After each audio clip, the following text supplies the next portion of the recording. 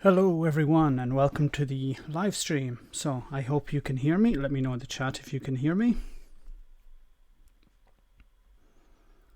So as you know that today there is the general election taking place in Ireland. It's working. Not 20,000 streams listed. That's fantastic. Hopefully it remains that case, QA library. My fingers are crossed. Is the Irish election going good? Well, so at the moment there is an exit poll that says here 22% for Fianna Fáil, 22% for Fine Gael, and 22% for Sinn Féin. So I'm going to keep an eye on the exit poll to see if things change during the night. But let's see how things go. So how are you guys keeping? How are you? Everything good? I haven't been on a live stream for about 2 weeks now because last week I had some problems, and the week before that I was back home in Ireland, and so it was about maybe even 3 weeks. I can't remember. So I hope you're all very well. How are you keeping?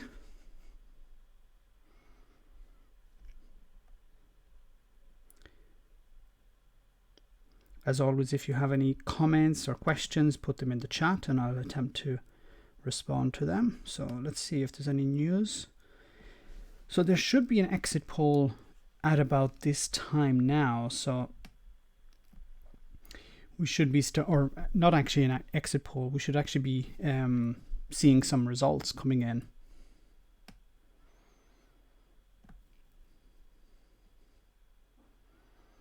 Is there an IRExit style party? Yes, there is. I don't remember the name of it, but I think it's the National Party.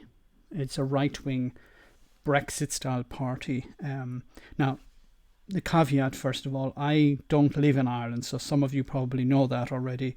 Some of you may not know that. So I haven't been living in Ireland for, I don't know, about 15 years now. So I haven't been following all of the politics in Ireland. So my approach to it is not much better than most of you. Probably most of the people in the chat who are from Ireland know a lot more about the current situation than I do. But I'll attempt to give my comments on it anyway. Have you seen the Iowa caucuses? What Dakota? What a disaster. So as far as I know, what happened was that there was an app created, and the app software was produced by some company called Shadow, and it was co-funded by Pete Buttigieg, and it was also co-funded by or backed by certain members of Hillary Clinton's campaign. And what it looked like was that Bernie Sanders was doing well, and the app mysteriously broke. And as soon as the app broke, Pete claimed victory, or maybe it was the other way around. Pete claimed victory and then the app broke. And now, you know, what a shambles. Craggy Island boy did good and lives in Italy. Iowa was a bloody mess. Hopefully things will get sorted out for New Hampshire, so fingers crossed for that. Did you know where there are two centre-right parties in Ireland? Yes, Fianna Fáil and Fine Gael are two centre-right or something people have asked me over here in Italy is there a centre-left, centre-right party? And it's not so much centre-left and centre-right, I think, in Ireland. Now, correct me if I'm wrong in the comments, of course, but it's more pro-business and pro, more socialist party. So it's more an economic position that the parties take than an actual, social position. So you see, Fianna Fáil, Fine Gael are the main pro-business parties, and everyone else is pretty much pro-people in a way. It's called the Irish Freedom Party, okay. Because there's also a National Party or Nationalist Party. I've seen some stuff on Twitter about them. Clinton staffers I have a recommendation for a video. You could respond to Andrew Doyle. The media represented Brexit. That'd be interesting. Bernie broke the app like he might break US political stalemate. I was just thinking today, Dan, about how what would Bernie Sanders be like as president? You know, there's all this build up to getting Bernie into the White House, but what would he actually be like as president? And something from a Brexit angle, which would be quite interesting, is, for example, if the UK wanted to have a trade deal with the US, and for example, the US demanded certain standards, low, for example, you know, bleached chicken, or if, for example, certain workers' rights being reduced for the Brits in order to have these trade deals, or lower environmental standards or whatever. Excuse me. Would Bernie Sanders be on board with that? That'd be interesting to see. Would he choose, would he choose to reinforce his, the American standards, or would he attempt to raise the American standards? I know it's a long time down the road, and it's probably just a hypothetical at this stage, but it'd be interesting to see what type of trade deals would Bernie Sanders attempt to implement, if, with the UK. Brexit vloggers seem to have gone very quiet. Yes, Brexit has been done, but we don't actually see all the great results of Brexit yet, have we? Brexiteers were telling us everything's going to be much better on the first day of Brexit. As soon as we leave the EU, everything will improve. And, well, we don't see any of those improvements yet. What about that it was a motorbike company that closed down just on around the same time as Brexit took place. I think Trump fears Bernie. Yeah, because Bernie is now running on, Bernie has always run on the populist message, and Trump tried to co-opt that and use it for his own, in his own way to get votes, especially in the Rust Belt. And now a lot of people who voted for Trump realize, wait a minute, this guy is a charlatan. He actually pretended to care about us, and he doesn't. But Bernie Sanders is someone who actually will care about us, because he has a proven track record of caring about workers and, working people, middle class or working class, or the poor. Trump ran on the messages, I'm looking out for the little guy. Well, Bernie Sanders really does do that. So he definitely would eat into a lot of Trump's support base there. People who had once voted for Obama and then switched to Trump. Those people are not going to continue to support Trump, I don't think. But it's still early days, of course. James Lindsay, Bernie beats Trump in every poll, bar one. We have to be careful, of course, of polls, because, Hillary was expected to beat Trump in many states, according to the polls. But we know the result of that. I think it's Kyle Kalinske. I don't know if you're familiar with Kyle Kalinske. You probably are, most of you. But he has a very interesting message. He said that Bernie should fight like he's 10 points down. Don't say, oh, okay, we're leading in many polls, we should just sit back and relax. No, fight like he's 10 points down. And that's a very good philosophy, because then you're always, pedal to the metal and always fighting hard. And you don't end up like taking it easy and then losing. I think he'd raise the US standards. He's a socialist after all. Good point. My father does the same since he's sick of almost every other party. Battleground state polls are what matter. Yeah, I think, Terry, that's a good point. It's the idea that many people look at, nationwide Bernie's doing well, or nationwide, Trump is doing well, but it's actually the battleground states that really matter, because you know, Trump isn't going to win California. He's not going to win New York. So it's pointless looking at polls in those two states. It's much more important to look at the states that make a difference, like Florida or Wisconsin, or states like that are, in a sense, that ones that do flip. UK fishing community could turn against Boris.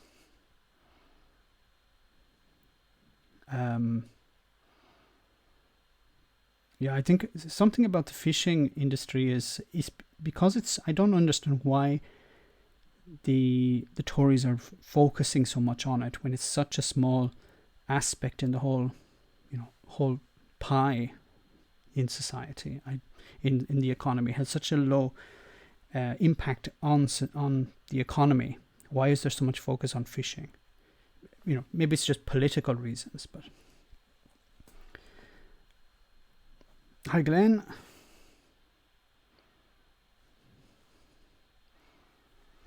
USSR is a very boring place. Can I have our country back? Which country is that?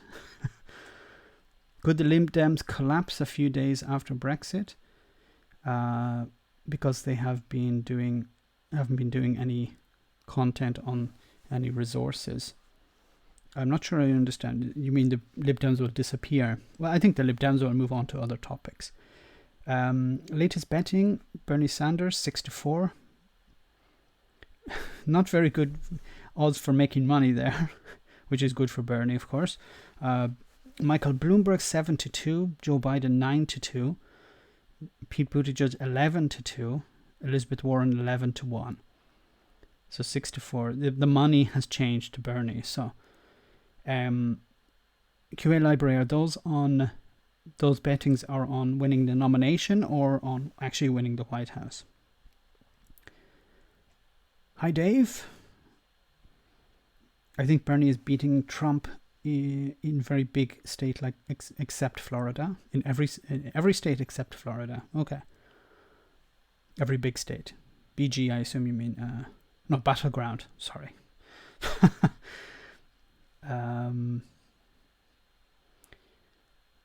I know fisher people, they're all proper into Brexit. I guess the whole fishing and banking mix the EU tabled wouldn't please them fisher people. A lot of a lot of people in the fishing community, they see their industry, pretty much gutted, excuse the pun. But because of, declining fishing stocks, I think is another issue. And they're desperate. And they'll cling on to whoever politician will tell them that, we'll make it good again. But it's a dying industry, I think. Because of, the way we've treated the sea. Did you see Dave from Bolton? My God, yes. I didn't see the whole video, but I saw part of it, and... This is the beginning, and I was actually talking about this before, how this is going to be, I think it was on one of the last live streams, how the Tories are going to use this type of propaganda, taking so-called ordinary people and using them as a tool. Of course, this guy was an actor, but, this type of presenting this as a real person who cares about the Tories and voted for the Tories. It's really sad, and it's a type of propaganda to convince people. Actually, I think it was Phil from A Different Bias said no, it was actually James O'Brien talking, I think. But either one of those, I don't remember which it was some days ago. And they were saying how, if you feel, well, my life isn't good, but everyone else is being, in the media is being told that their lives are getting better. Everyone else's lives are getting better, but maybe mine isn't. Then maybe Brexit has succeeded. You may think you're not doing well, but you probably think you're the exception. But you think probably, well, Brexit is probably doing well because the media are telling us every day that everything's getting better. Just a moment, I need to check something on the chat.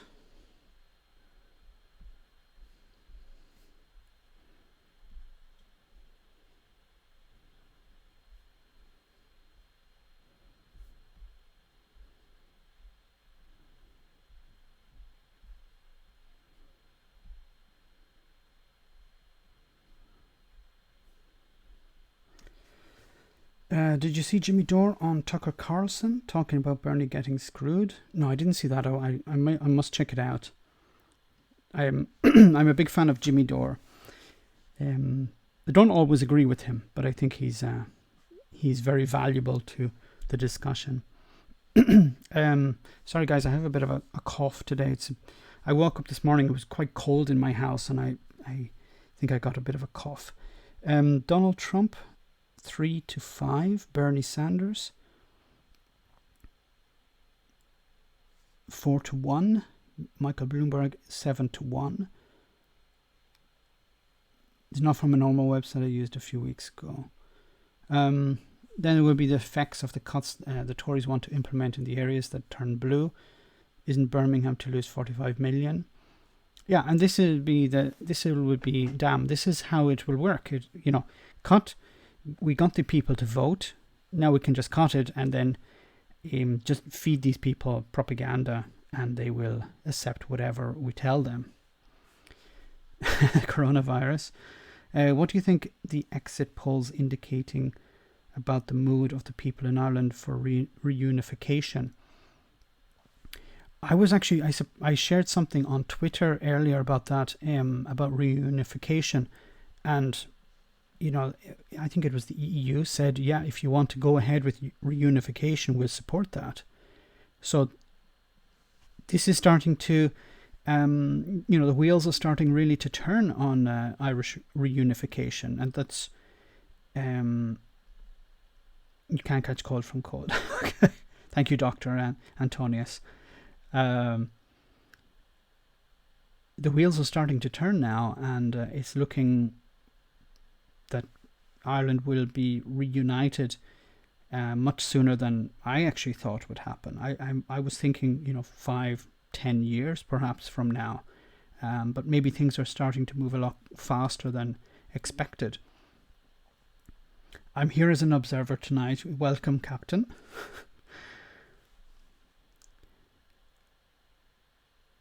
Do you think the exit polls indicate? No, Dave. I think there's a big difference between why people vote for Sinn Féin in Northern Ireland and why people vote for Sinn Féin in the Republic of Ireland. In the Republic of Ireland, I think a lot of people just want change. They're tired of the two main parties, Fianna Fáil and Fine Gael, and there are a lot of issues that many people are worried about in Ireland. Housing and rents and jobs.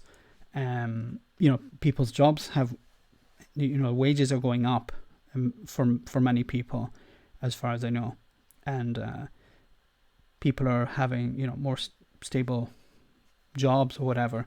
But unfortunately, houses are more expensive for a lot of people, and they're not able to afford neither to rent in many cases or to buy. Of course, they're not able to to save money, put it aside, and actually look towards buying a house. And if you can't afford to buy a house, it has a big impact later on, because you're continually paying rent, and that's money down the drain. Three-way tie is predicted on the news. I guess, again, the exit polls are not something very reliable, but maybe it's the case. I don't know. I don't know if this is updating or anything. Can I refresh it?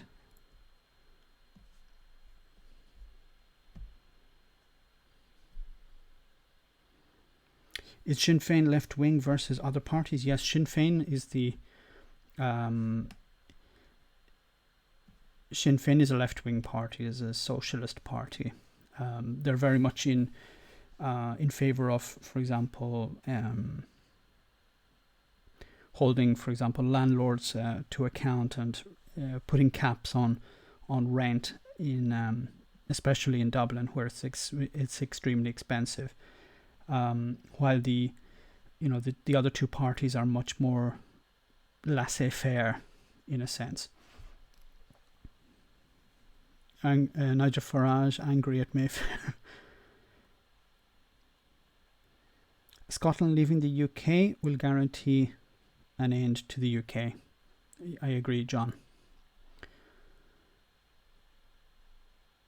I think Scotland will be the first to go, and then Northern Ireland will follow suit.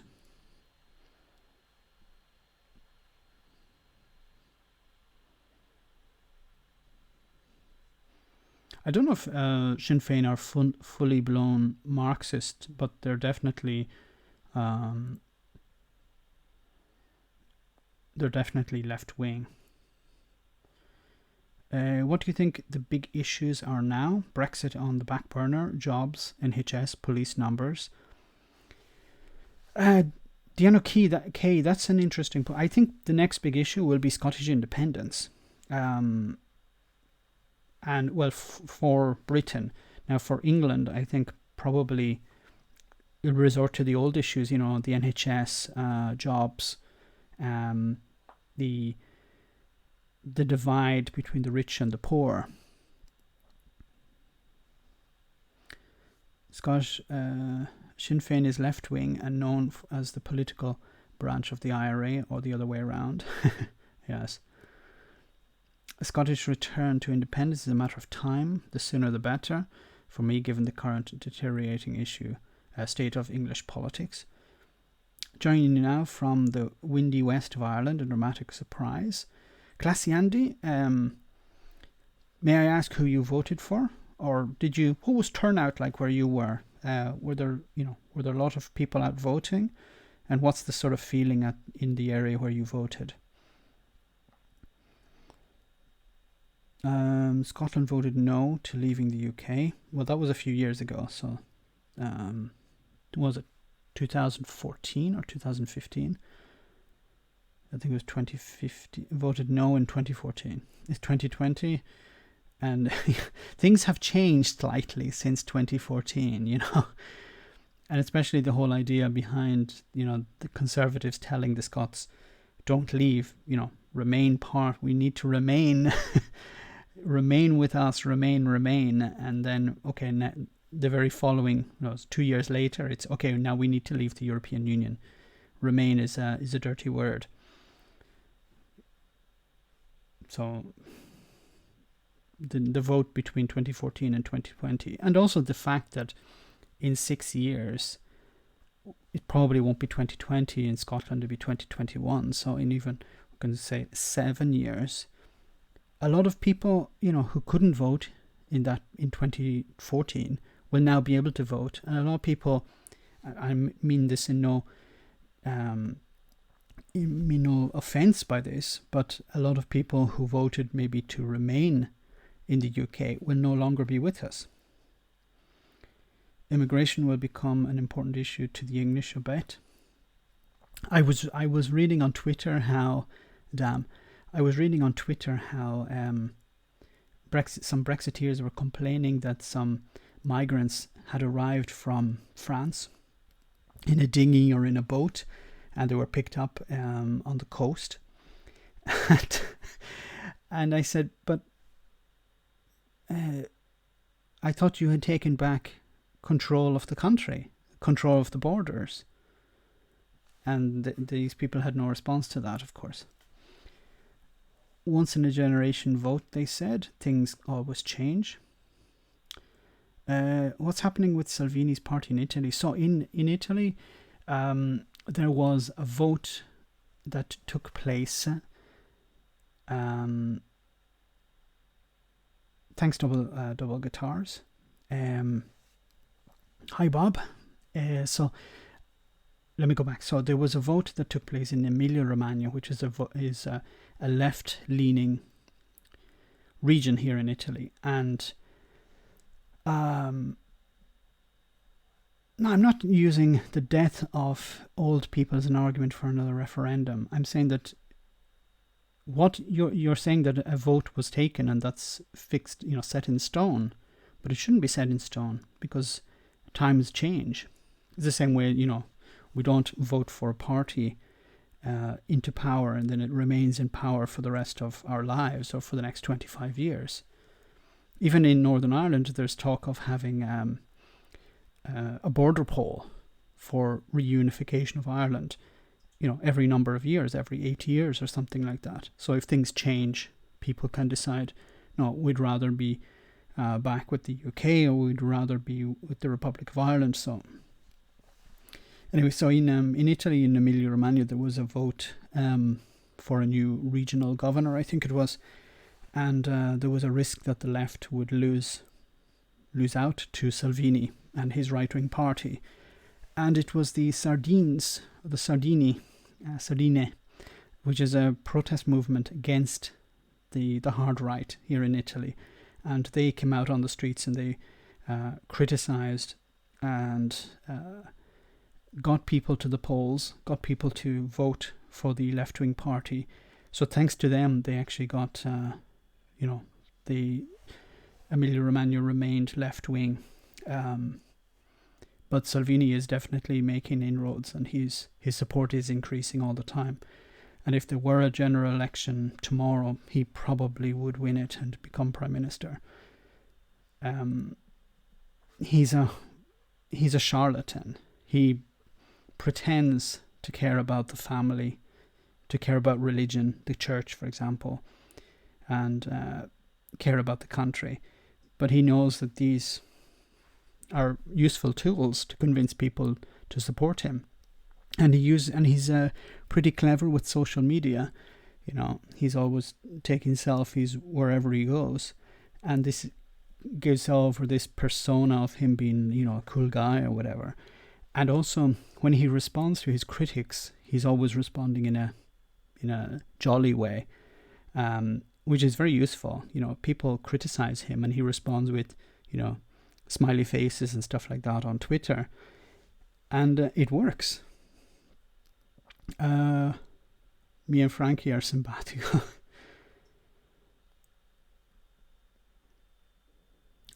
Just reading through the chat. How can Scotland get a second referendum if Johnson is blocking it? I think, well, if he could block it, but there would be immense pressure on him to allow a second referendum. And, the longer it goes on of him blocking it, the stronger the demands will be, and the more support there will be. To deny the Scots reinforces the demand for one. It's not a very clever way to deal with it. And really, I don't understand why Boris and the Conservatives don't just give in and allow the Scots to have a referendum. There's a chance that it would fail, but if it did succeed, and Scotland left the UK, okay, it would be damaging to the UK, but it wouldn't really be damaging to the Conservative Party.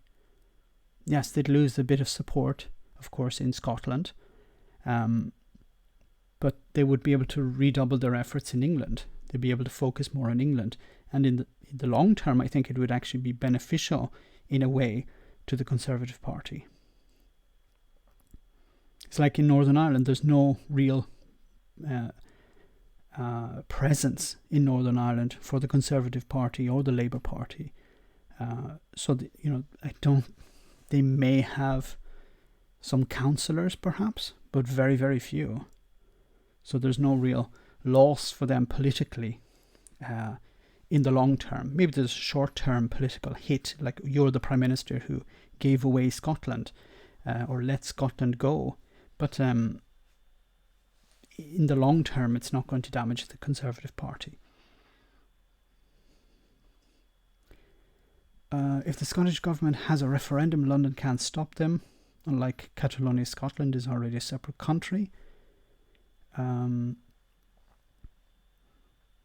I'd love to do an interview with somebody from the SNP or someone from Scotland who understands, the ins and outs of independence, just to get their ideas on that, because I don't know, how it would work, because I assume that Boris Johnson can block it, but perhaps they can go through the courts and demand that there's a recognition of any result.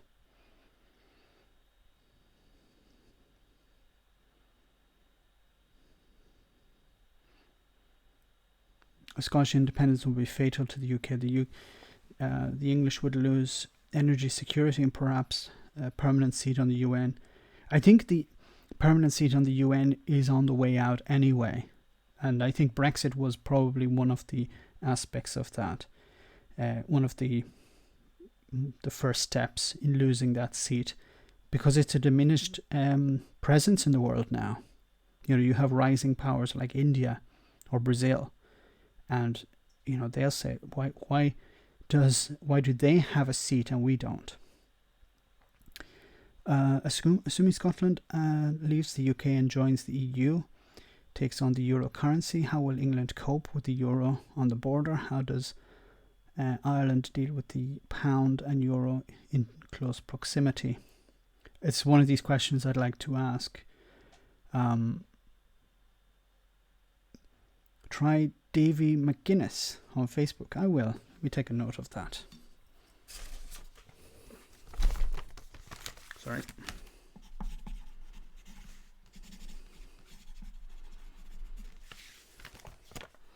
Thank you very much for that name. Let me see if there's any update on the... Where did I put it? On the exit polls or on the election results.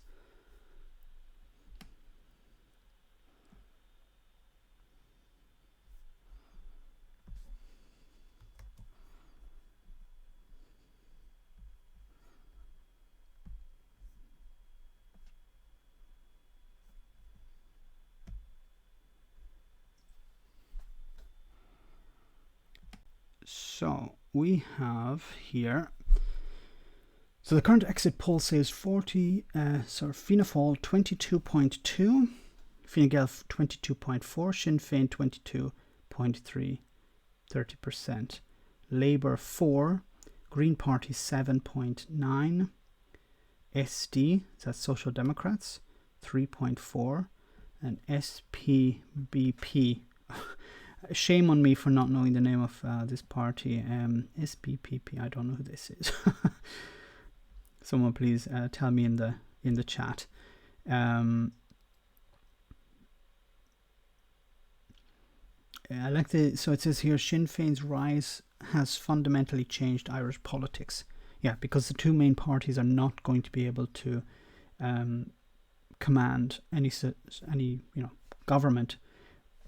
You have to remember that in Ireland it's been, the ball has been bouncing over the last 90 years between the so-called left-wing party Fianna Fáil and the centre-right party Fine Gael, and there's not that much of a difference between the two parties.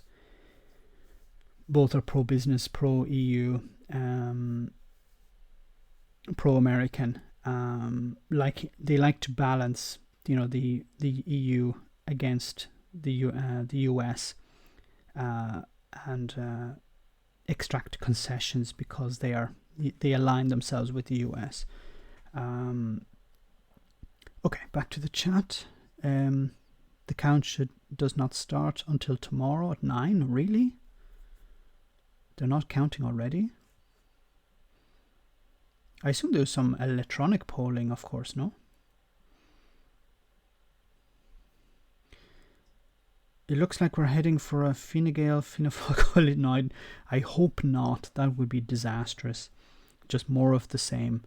And depending on who the bigger party that comes out, it would be either Leo Varadkar or Micheál Martin as the new Taoiseach or Prime Minister. I haven't seen any exit polls. Well, these are the current ones. The Socialist Party, okay. Is it the People Before Politics Party? People Before Profit or something like that.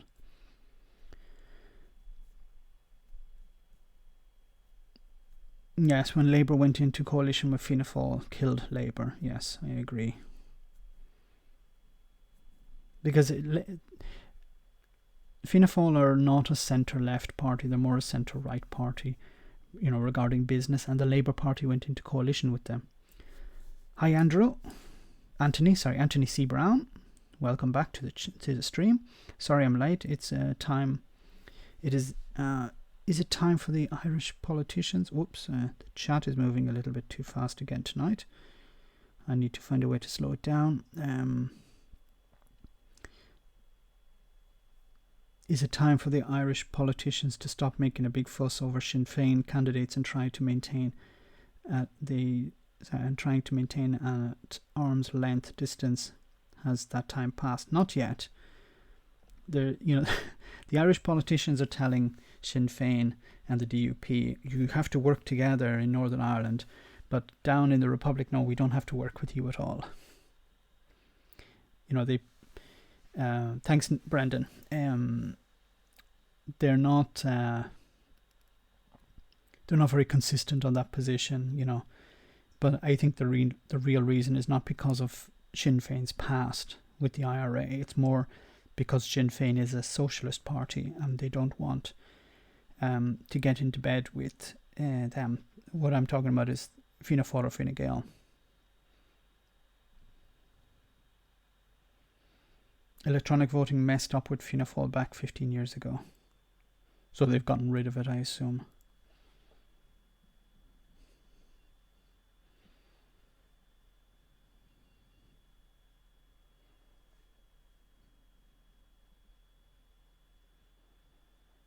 Means by independent, important parish pump over party lines. In the US, the main fight is between neoliberalism and New Dealism. Neoliberalism has been winning since the 70s, but perhaps the times are changing, Terry James. If Bernie Sanders succeeds, then there will be a shift back to New Dealism, or towards New Dealism, I guess.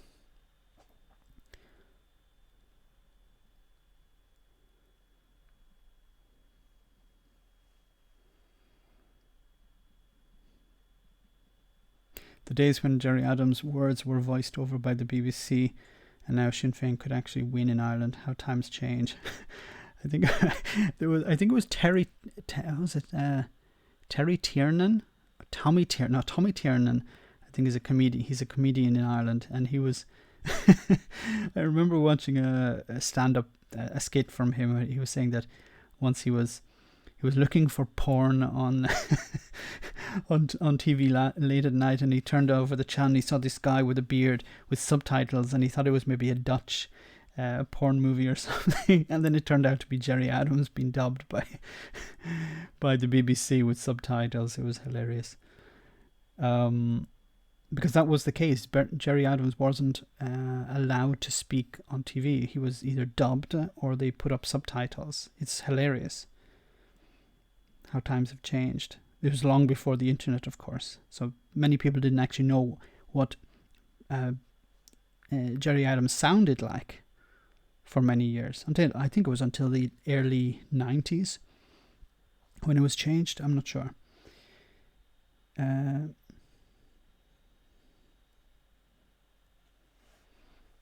The only English culture that spread worldwide, and is not the bad one, football and rugby. Well, rugby more than football.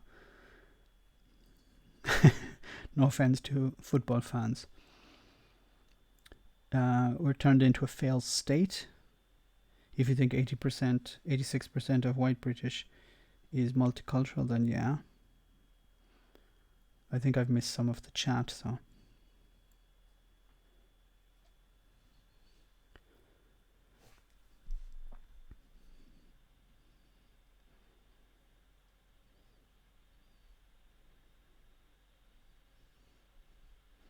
I was actually speaking to my dad on the phone. It was yesterday. So I was asking him who he's going to vote for, and he told me, "Oh, I'm going to vote for Fianna Fáil because our family has always voted for Fianna Fáil."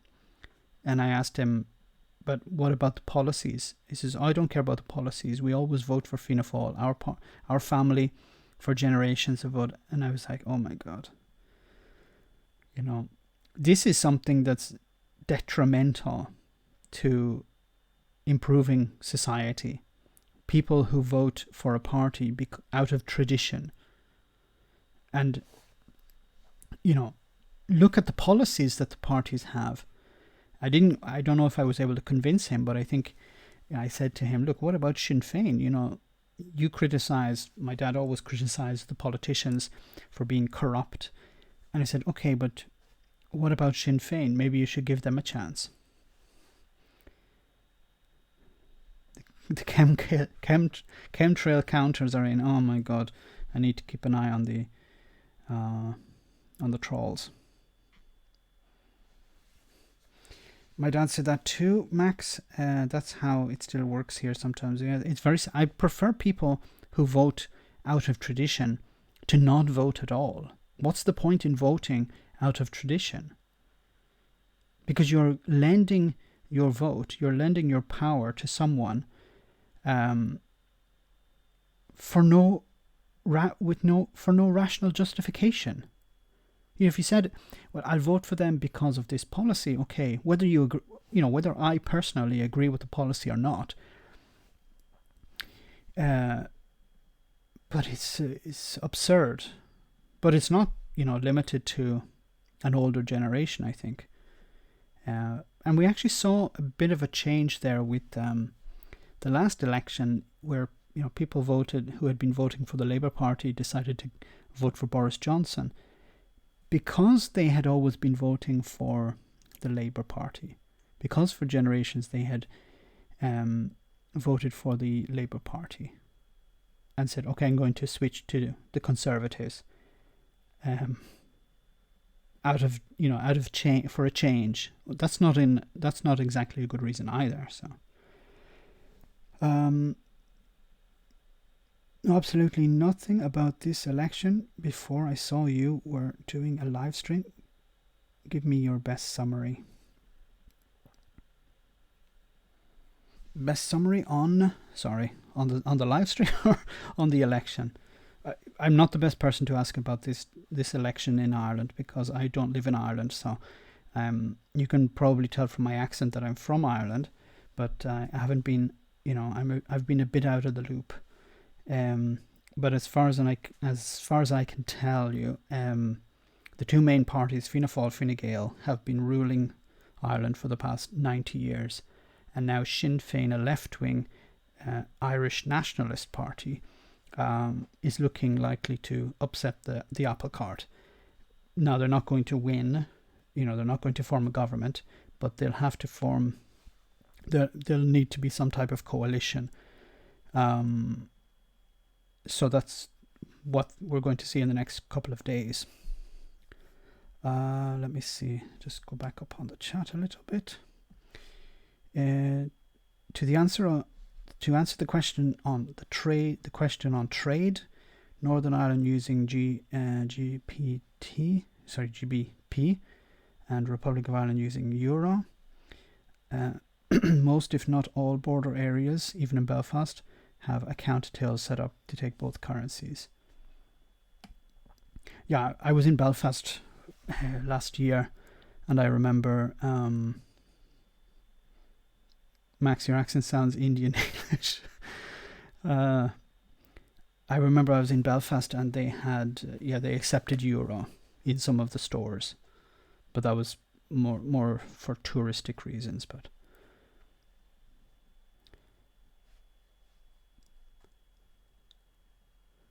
well done, Max. You explained that well. Okay, thanks a lot. I think Fianna Fáil and Fine Gael are very, very similar. So I think people really vote for them for tribal reasons, but not ideological reasons. But it's basically, well, my family always voted this way, and your family always voted that way. But that's changing now, and Sinn Féin really broke through that, I think. Guinness or Murphy's? Murphy's. Guinness is a little bit too bitter for me. I prefer Murphy's, a bit smoother. And you, Killer? But you must never drink Guinness outside. Now, I'm not going to say Britain, but outside Ireland, probably outside Britain either, don't drink Guinness outside Ireland. It's terrible.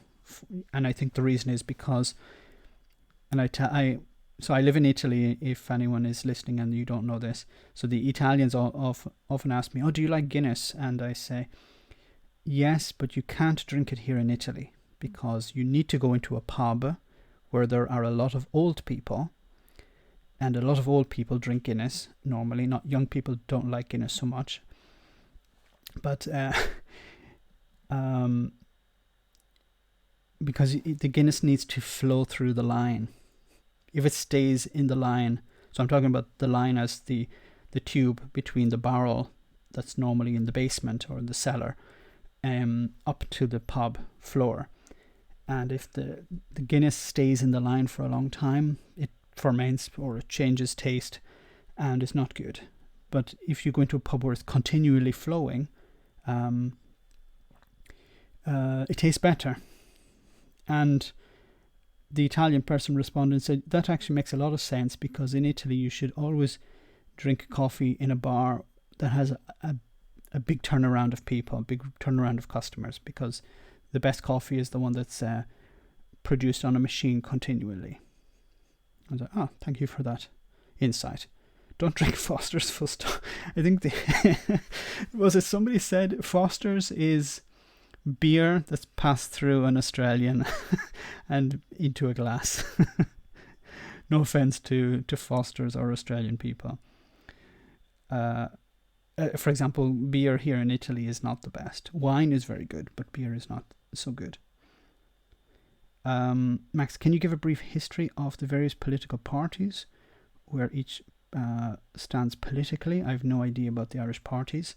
So Fianna Fáil were the when Ireland became a free state in 1922, there were two main parties, and there was there was also Sinn Féin as well, but we'll leave Sinn Féin aside for a moment. So there was the party under Eamon de Valera, which was Fianna Fáil, and then there was the right-wing party of Fine Gael, which were actually originally founded by the Blue Shirts, which was actually a fascist organization, which attempted to emulate the Black Shirts in Italy, the Mussolini organization. And one was pro-treaty with the UK to have Northern Ireland, partitioned away, and the other was anti-treaty. And for many years they were split along those lines, and that sort of went away in the 1950s and 60s. And when Ireland joined the European Union, both parties pretty much signed up to being pro-European Union, and so I'm not an expert on this because I've been I've been away from Ireland so long, but pretty much the history of them is one was pro Free State and the other was anti Free State, and then Sinn Féin was of course a Republican party. They were anti Free State, so they were anti the movement to have Northern Ireland separated. And then Sinn Féin, pretty much were under the radar for the next 90 years in the Republic of Ireland, but they, and also to a certain extent in Northern Ireland. And then when the trouble started up, Sinn Féin started to gain support in Northern Ireland, but they also remained pretty much, a small party until the IRA had their ceasefire in 1994, and the peace deal with Northern Ireland between the Republic of Ireland and Great Britain. Let me just check the chat. Was Iowa fixed, or are the left just making themselves look crazy over nothing?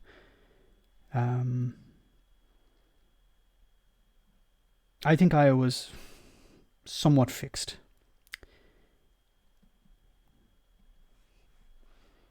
Sorry, just look at the calling people a blue shirt is still weird insult.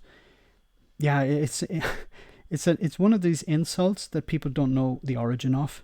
You're a blue shirt. What's that mean? I don't know. I just know it's bad. uh, yeah, it's a weird insult to use today, but it's very, very rare. It's not that rare, I don't think. Anyway, Iowa. So was Iowa fixed? I think yes, somewhat. Are the left making themselves look crazy? I think this is very, offsetting for people who want to support the Democrats in the future, because they're willing to rig elections. Which country is more religious, Ireland or Italy? That's a good question. I would have said Ireland in the past, but Italy is much more religious. But there are certain issues that, abortion and divorce were illegal in Ireland. I remember divorce was illegal in Ireland until 1992 or 1994 or something like that. And abortion was illegal until last year.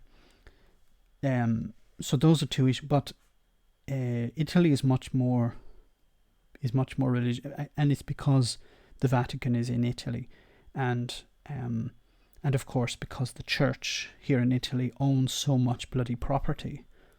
Like the first in the ranking of who owns the most property in Italy, first is the state, the second is the church, and the third is I think it's Generali. It's an insurance company, and they own a lot of property around Italy. But the first is the state and the second is the church. And of course, if you think about it, the church don't pay any taxes for the property they own. And, when I talk about property, I'm not just talking about churches. I'm talking about apartment complexes. I'm talking about villas. I'm talking about huge tracts of land. And they don't pay taxes on it. And there are people who have been, there's been a scandal there recently where a poor family were kicked out of their apartment because they weren't able to pay the rent. And it was discovered that the apartments were owned by the church. So that was a bit of an uncomfortable position. Mere cheat, I get before, yes. They call him a rat. First, people don't like that. Italian footballers have received bans in recent seasons for using blasphemous phrases during matches and caught on camera doing so. That's ridiculous. But Sarah, I think it's probably, I didn't know about that, but it's probably true, because there is a correlation between how religious a country is and the type of insults, bad language they use. Like Spain is another example. I think in Spain, and if anyone here can speak Spanish, you can correct me on this, but I remember a Spanish girl telling me about some of the insults, and she said something like, one of the worst is, I shit on Mary. This was an insult, okay. In Italian, they have terrible ones as well, which are like, Dio cane, which is God is a dog. Dio merda, which is God is shit. Madonna puttana, which is Madonna, which is Mary, is a puttana, which is a prostitute, a whore. So I think there is a correlation between how religious a country is and how creative they are with their insults. Directed towards religious icons or whatever.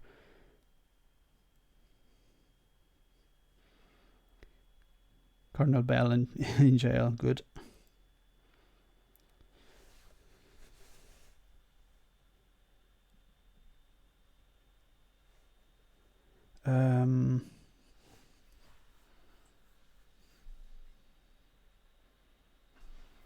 Let me see if there's any updates on this.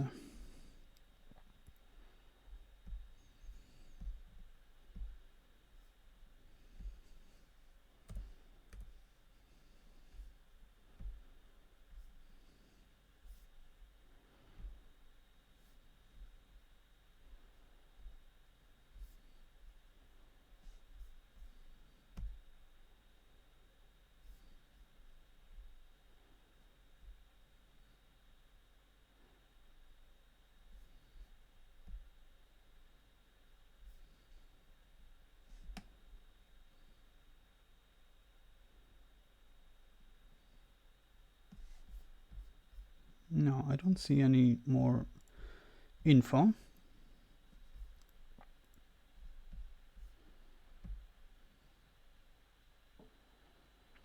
French has some wonderful, colorful language too.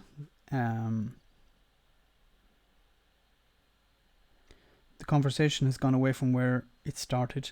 Unfortunately, with this live stream, I always jump from topic to topic, unfortunately.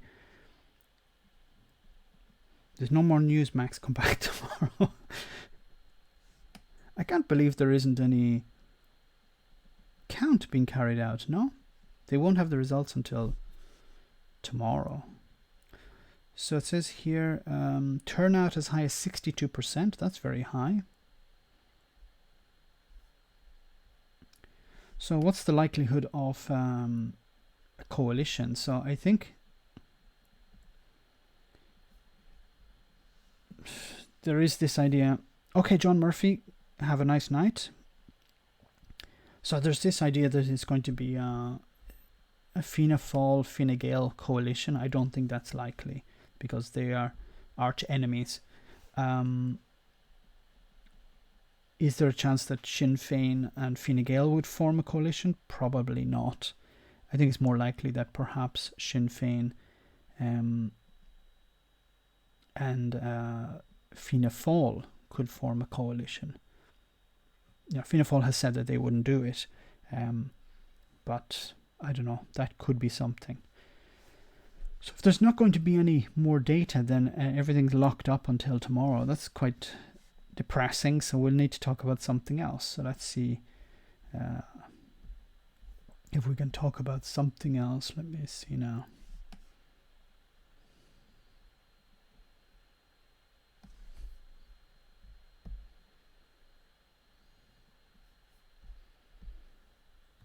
My old friend. So I'll show you this. We can have a chat about this instead.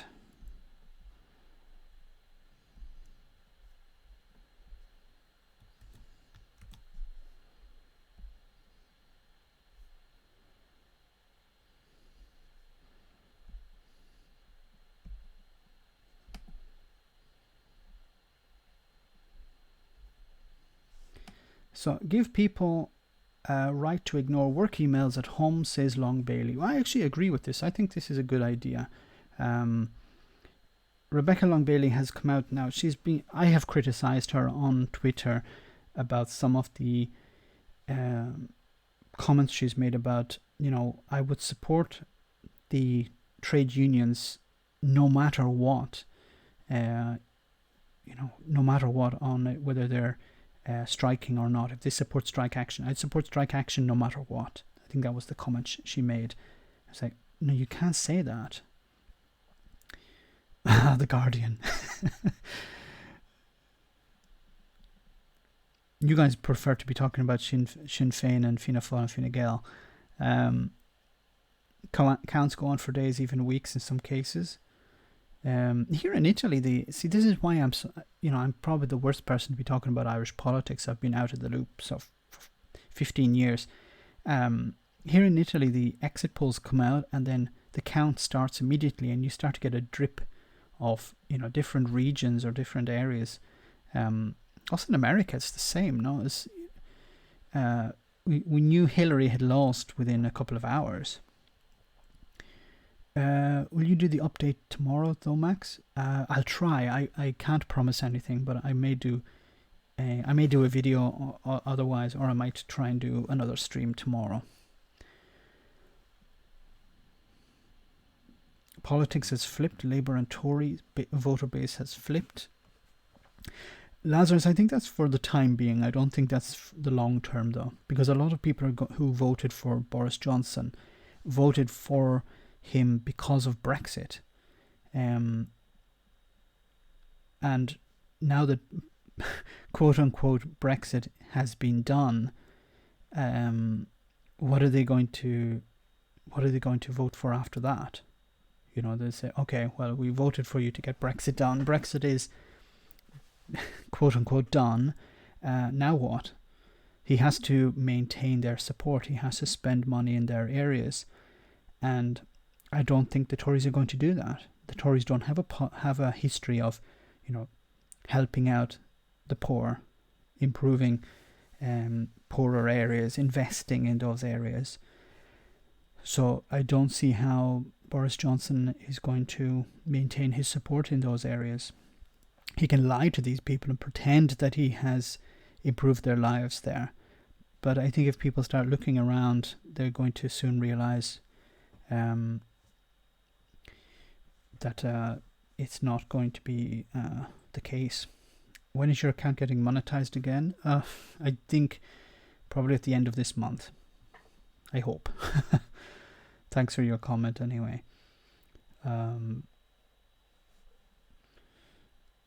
The gal on the panel, Grace, was supposed to be coming to our uni last week and doing an event while the Labour Society, but pulled at the last minute. She looks nicer than Corbyn. She has at least that going for her. You coming around to supporting? She's very good on Troskisser the other day. I didn't see that. Any word on Keir Starmer on social media? I don't think she really has a hope. I've nothing against her personally. It's the same with I had with Jeremy Corbyn. Jeremy Corbyn, I had nothing against him personally. I actually thought he was a nice guy. He is a nice guy. He's still with us. And I think he's someone who, cares about ordinary people. But as a leader, he's not cut out for the job. Which Irish party has historic IRA links? That's Sinn Féin. There are other parties like the 32 County Sovereignty Coalition or Movement, which has connections with the INLA, for example. Then there's also smaller parties like Republican Sinn Féin, which have ties to the Continuity IRA. Monday's the best bet for a video about the election. Thanks a lot, Classy Andy. I'll probably do that, so we can just talk about something else here tonight. 5 million different IRA. Yes, because there were splits. There was I think it was back in the 1920s. They started off as the Irish Republican Brotherhood, then the IRA, then there was the official IRA and the Continuity IRA. No, the official IRA and the provisional IRA, and then this provisional IRA split in 1980s, the late 1980s, into the provisional IRA and the continuity IRA, and then they split again. I think it was the provisional split again into the provisional and the real IRA, or the real IRA appeared, 10 years after the IRA. So when many people talk about the IRA, what they're pointing to is actually, what they're really talking about is the provisional IRA, which is connected to Sinn Féin. But this is something quite common on the left. Split. Foreign Minister Luigi Di Maio on Friday said Italy would keep a block on flights, ships to and from China due to coronavirus emergency. Are you worried? I don't know. I think it's been a bit overblown. We're looking at numbers, very small numbers. Like, I would be worried about the coronavirus if we're talking about 100,000 people. Then I'd start to be a bit concerned about it. But I think a lot of this is just not hype, but an exaggeration. But we'll see. I may be wrong. If you hear me spluttering and complaining about a fever in the next live stream, then maybe you should make sure you have a good virus protection on your computer. What I can't understand is how people vote for crooks, and clearly people who only favour elites are clearly people who favour... Oh, the chat is moving too fast again. Oh, Wee Scott Skog, hi.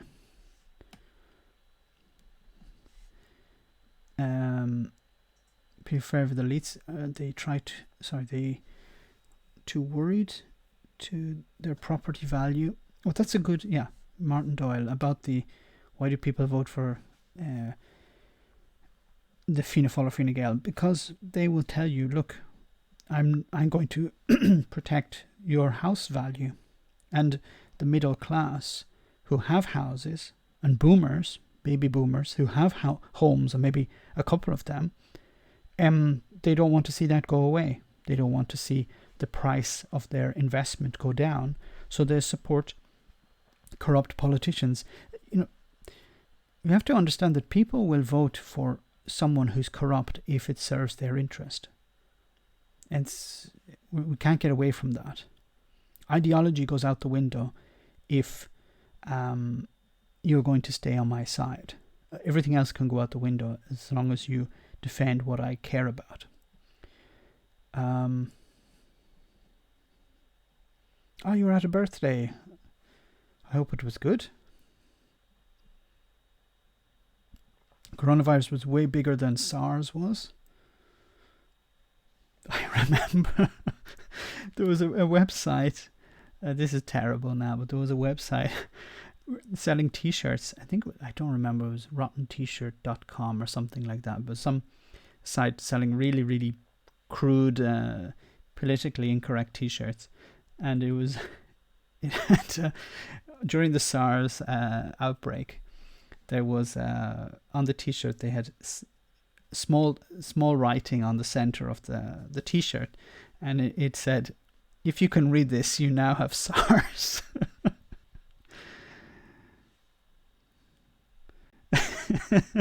Glaciandi, that's a good emoji, yes, for the next one.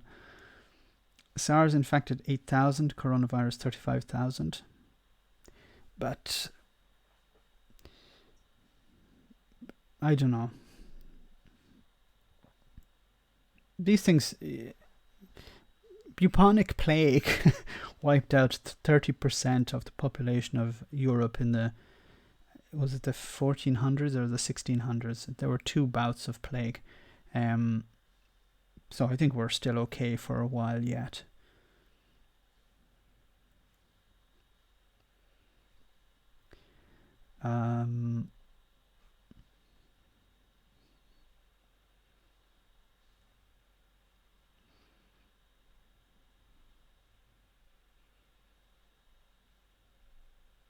That's a good point, William. It's killed more than major terrorist attacks. If it mutates, there'll be huge problems. I think the problems are not going to be so much the virus, but the collateral effect. So, businesses closing, people not being able to make money, people losing their jobs, the economy. These will be the bigger impacts probably than the virus itself, because I think they'll be pretty much able to keep a lockdown on the virus, but it's the fear around it.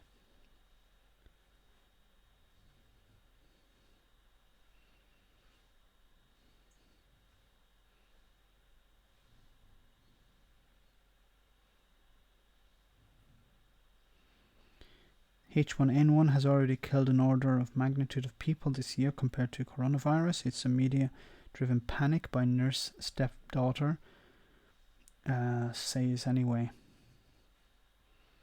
There's some evidence that coronavirus is man-made.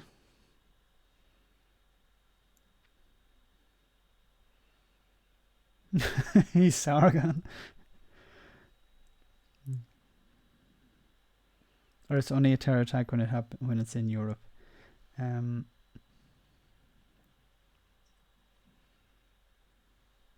Coronavirus is now as of now has a 2% death rate. Is that high or low? It sounds low, 2%. The Bojan virus will be more damage than the coronavirus. Or the Bozo virus. I like to call him Bozo, like Bozo the clown. The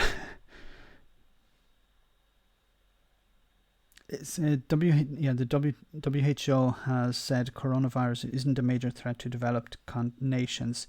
It would be only a problem if it breaks out in Africa and other Asian countries. If it what's happening in Africa? It hasn't arrived in Africa yet, and it could be detrimental there. what's your idea? What do you think? What do you think of no platforming? That's an interesting question. So I'm against the idea of no platforming for two reasons. First of all, I think it's wrong to attempt to deny people a voice. I think we as a society need to be able to challenge voices, opinions that we disagree with. The idea of driving them underground doesn't work, and it shouldn't be done. People should be allowed to speak. Now, the second point I think is a bad idea is that it actually, it's the Barbra Streisand effect, where you, and maybe I'm misunderstanding that phenomena, but the idea that the more you attempt to suppress someone, the more you lift them up, the more of a voice you actually give to them. So people like Milo, or people like Ben Shapiro, what happens is they go to an event and there's a protest outside, and people are attracted to them because of the protest, and then maybe the place gets shut down because of the protest, and they get a huge amount of media coverage, which they don't deserve, and they wouldn't have got if there hadn't been a protest. So this is another reason why I'm against this idea of no platforming, because it's counterproductive.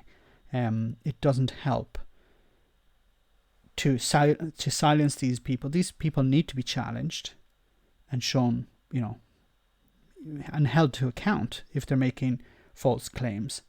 And secondly, protesting these people just makes them more attractive to the public. And people like Milo, I think, survived for a long time because of that. Let me see. I open the window and influenza. I open the door and income tax.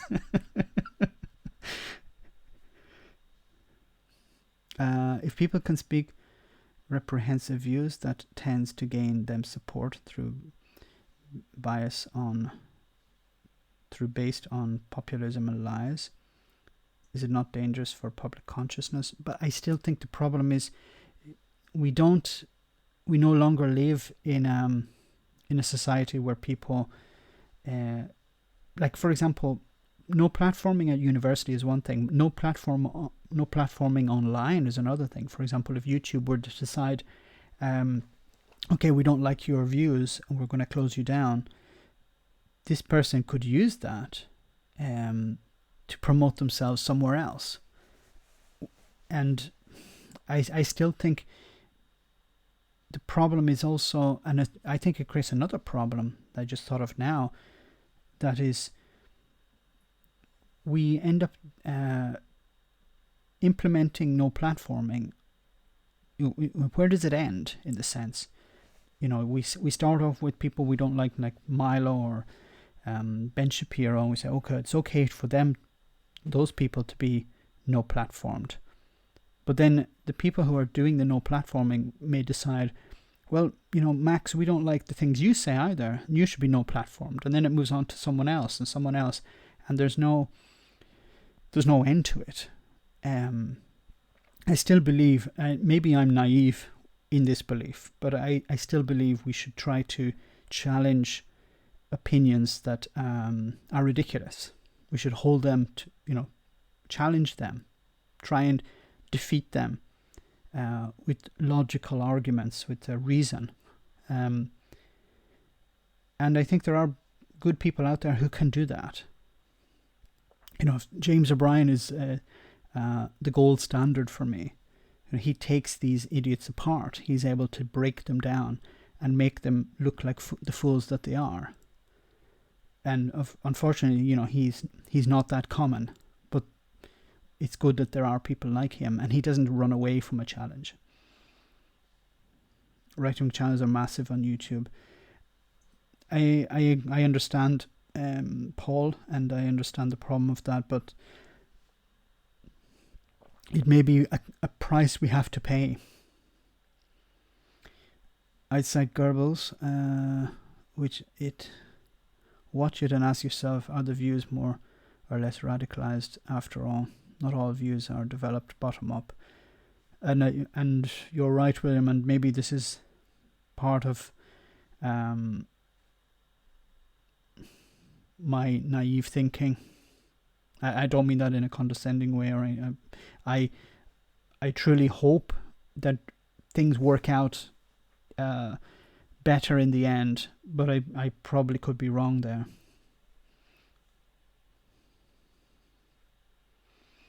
Big voices that and that gives structural advantage to liars and racists and populists. You're probably right.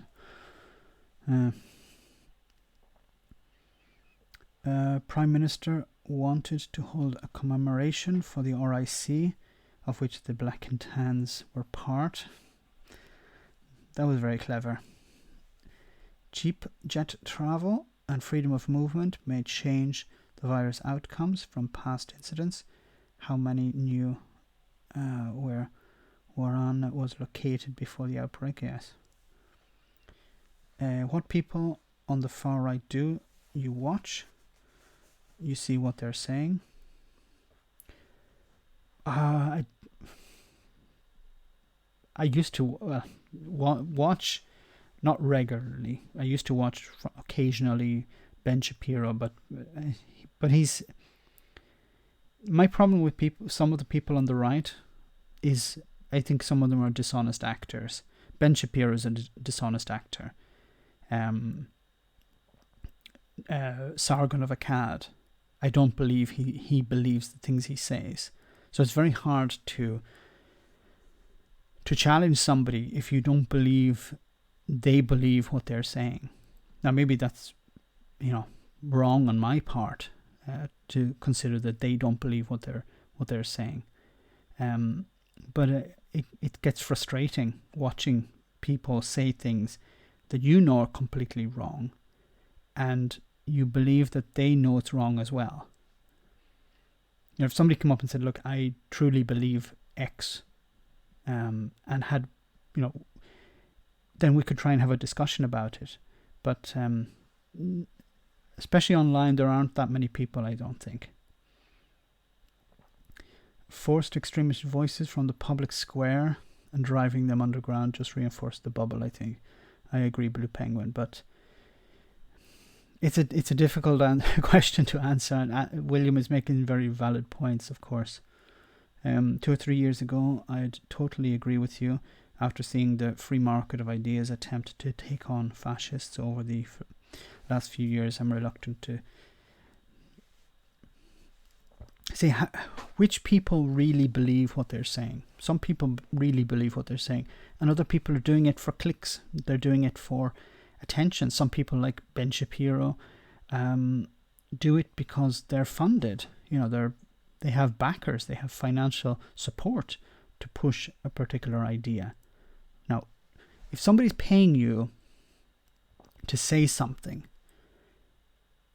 how much of that do you, I think is extremely dishonest. If somebody was to, like, for example, if the Labour Party paid me, I'm just looking at Long Bailey here, I'm just going to give an example, or, hypothetical.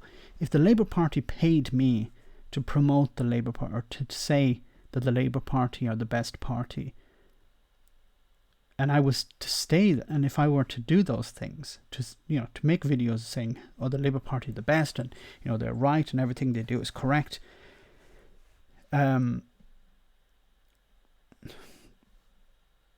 would you believe me? Like, how could I tell you guys these things? I wouldn't be able to do it myself. I'd have to at least say, "Look, the Labour Party are paying me, and this is my opinion about it." I don't know how people could do that.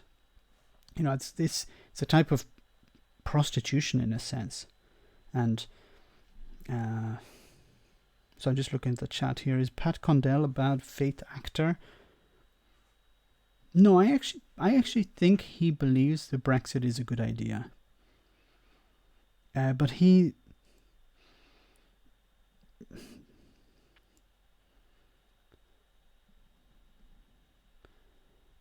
No, just looking at the chat again. Stefan Molyneux is the biggest laugh. Stefan Molyneux, yeah. He really did it for the money. But no, Pat Condell, I think he does believe that Brexit is a good idea. But he's not because Brexit is good, but because he hates the European Union. And he hates Muslims and people like that. Like, you know, people from that faith or people from, you know, the Middle East. So if you start off by hating those people, then you sort of have to hate the European Union for some reason. So it's not... He doesn't have a position based on reason. His position is based on, well, I don't like a certain group of people. Like I'm no fan of Islam, but I'm able to separate, you know, the people from the religion. And in many situations, the most oppressed people in Islam are Muslims themselves, and I think we should try and help them. But I'm not going to say that everyone who's Muslim is a terrorist or whatever. That doesn't help anyone. Have a godson, sorry, who is a flat earther. There's no convincing otherwise. Yeah, flat earthers this was a thing that didn't exist until about 5 years ago. How can someone believe in something that just appeared in the last 5 years? And also flat earth, really, take them on a plane. But even take them to the sea, near the ferries, like wherever the port is, and give them a pair of binoculars and look out at the sea and look at how the ship is appearing slowly on the horizon. Doesn't that, you know, debunk their religion immediately? Depending on what is meant by no platforming, I'm against censorship in general, but there is a difference between allowing free speech and enabling a given platform. It depends on where the free speech takes place, I think. You know, is a university free speech? They should be allowed to decide. James O'Brien has great gatekeepers and screeners. I don't know if that's meant as a joke.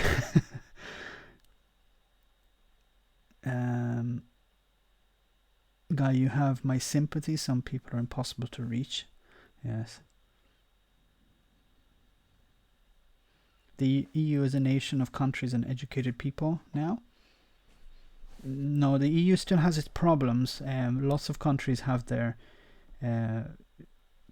crazies. My cousin is a flat earther. We should do a video on flat earthers. Everyone who doesn't believe in it is part of the conspiracy, including me. It's like a cult. Max, do you think that Italy needs to spend to improve its economy? Yes. There was an idea of having a universal basic income here in Italy, and then it got watered down, really, really watered down to a point where it was completely useless, and then people were criticizing it because it was useless. But that's for another day. But they should invest in creating a better atmosphere for jobs, job creation, better, more infrastructure, I think. Where I live here in the north of Italy, things are quite good, I think. Flat earthers and Brexiteers. Brexiteers, that's a racism. How do you believe nationalists are racist? Fool. Well, nationalists and racists normally go hand in hand. They don't have to be. They're not mutually exclusive. Not normally. Sovereign citizens.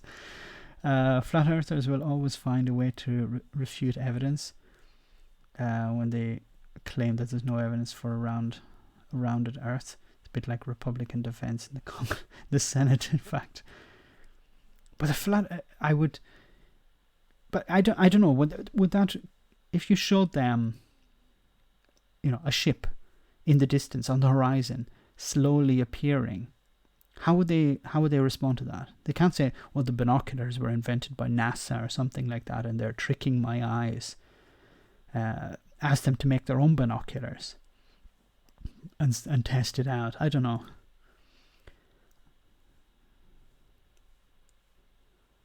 Sovereign citizen YouTube court police videos are the purest form of organic. I have to say, a sovereign citizen. Is that some sort of Brexit double talk or something? Do you believe the simulation theory could be real as Elon Musk does? If this is a simulation, I'm not impressed.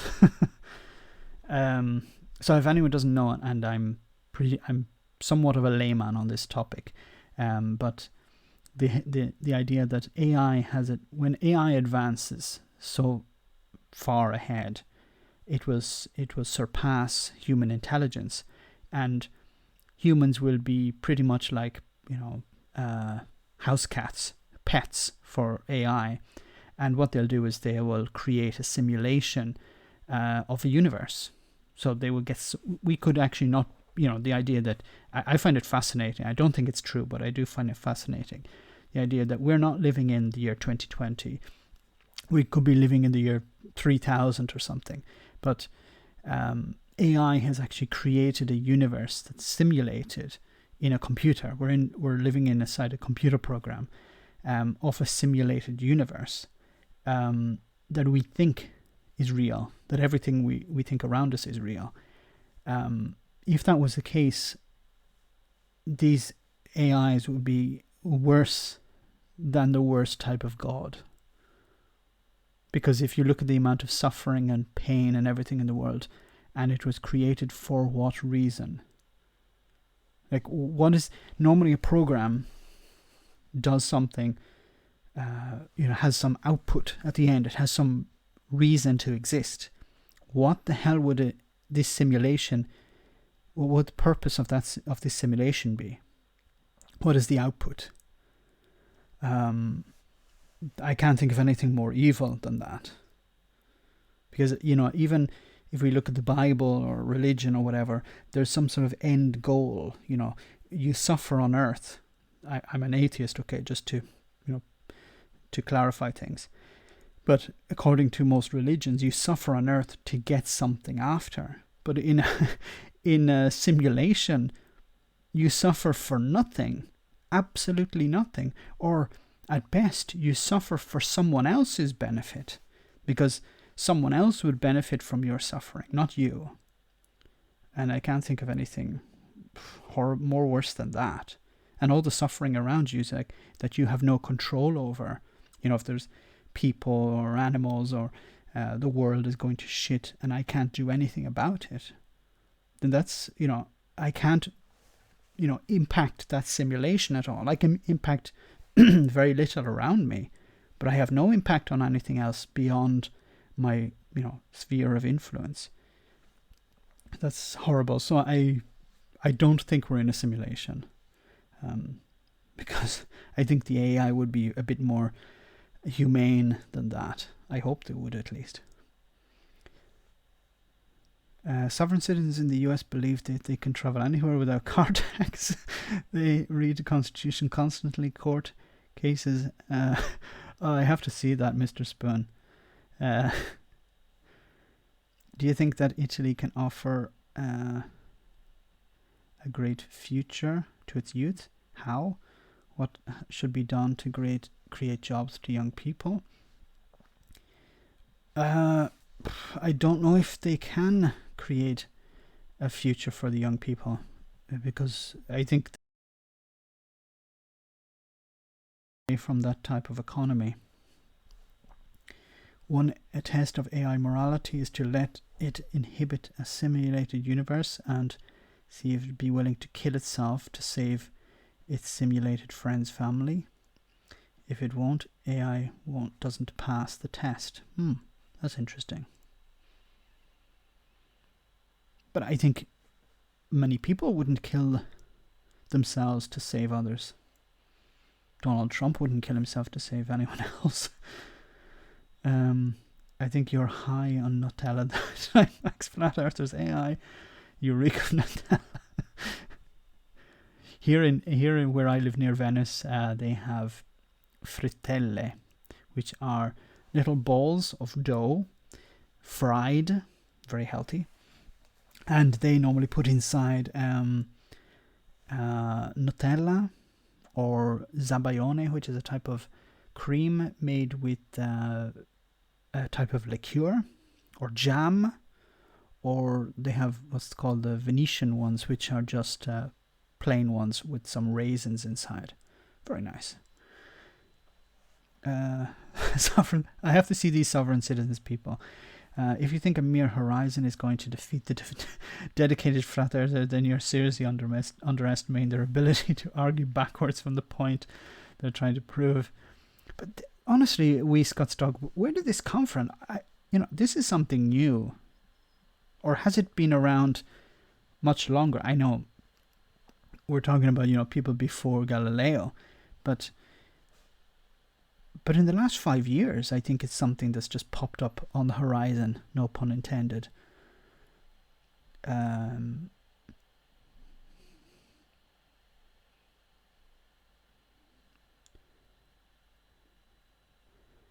Because they're so against RBL, I think she's the true people's spokesperson, like Bernie. Ex Machina is a very good movie, yes. I'm aware of full disclosure, but I haven't actually listened to the podcast. I need to download some episodes.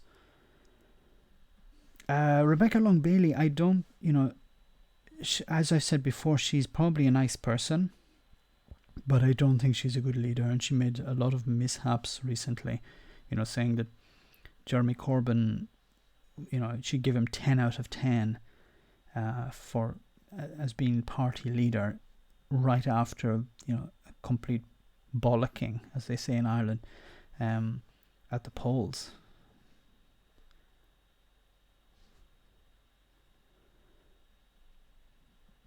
It's been around for decades at least. I met flat earthers at university in 1989. There's a flat earth society. There is a flat earth society. They have members all over the globe. How is it ridiculous? You should not have to think about work at home. No, excuse me. No, it's not about this policy. I actually, when I uploaded this video, this image from this article, I actually agree with her on this. She made some comments about what was it about? She would support trade unions if they supported strike action, no matter what. And you can't really say that. You can say, look, I would agree with them. I probably agree with them in most cases, but you can't say I would agree with them in all cases, because sometimes they carry out strike action for ridiculous reasons. I remember some years ago when I lived in Ireland, for example. And this isn't a criticism of trade unions. I think trade unions are a very necessary part of society, and they should have more power, not less power. But just to give you an example of a ridiculous policy. So I remember when I lived in Dublin, there was the DART. So the DART is a light rail. It's a light rail, a type of train, but it's an electric powered train. And as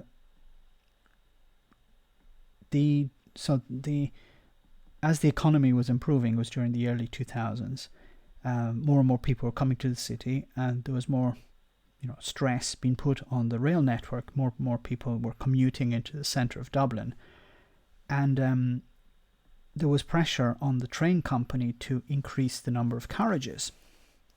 In the mornings there wasn't sufficient transport. There wasn't sufficient transport to get people into the city. So there was pressure on the train company to, add more carriages. So, for example, there was a train at 8 o'clock. There was a train at 8:30 or whatever. And unfortunately, the train at 8 o'clock... good night, Diane, okay? From your favourite Brexiteer? Yes. Much better than James Berry. Good night. Have a nice one. There was pressure on the train company, yes, to add more carriages because there were not enough. And the trade union said, okay, if you want to add an extra carriage, we demand a 20% pay increase for our drivers. But a 20% pay increase for adding an extra carriage.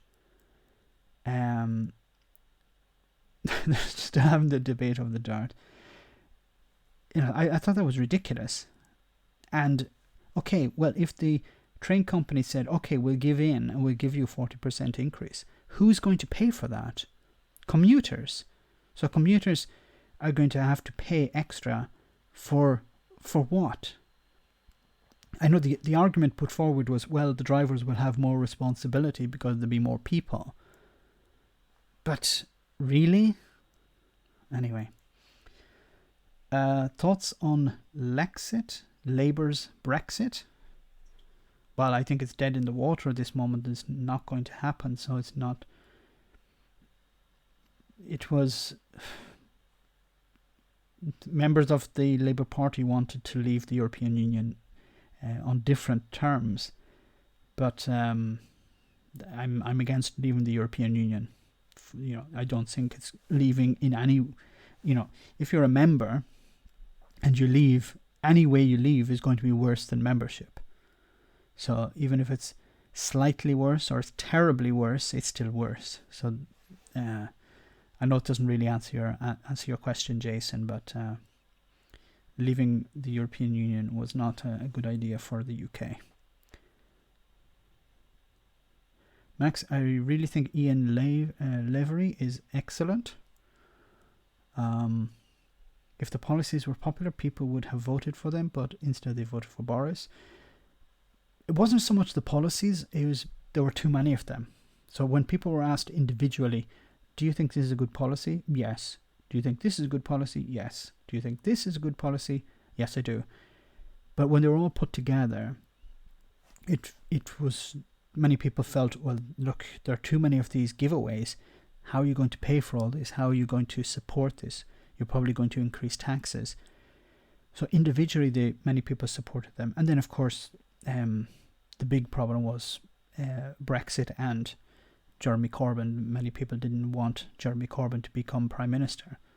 Like, he went into the election with a -60 approval rating. -60.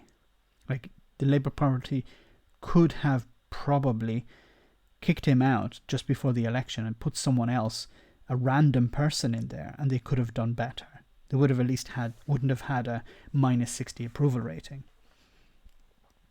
On a similar vein to the matter of flat earthers, there was a case of the sign outside the venue for the conference of clairvoyance that read, cancelled due to unforeseen circumstances.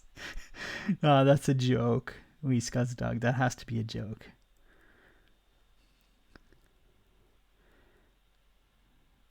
Captain, I need to wind down. Okay, it was nice having you. Have a nice night.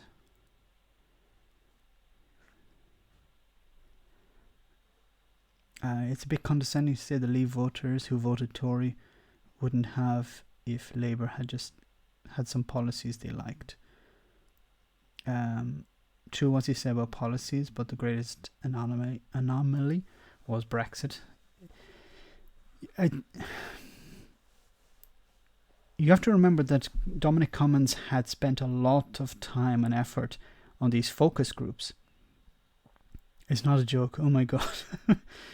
About the unforeseen circumstances.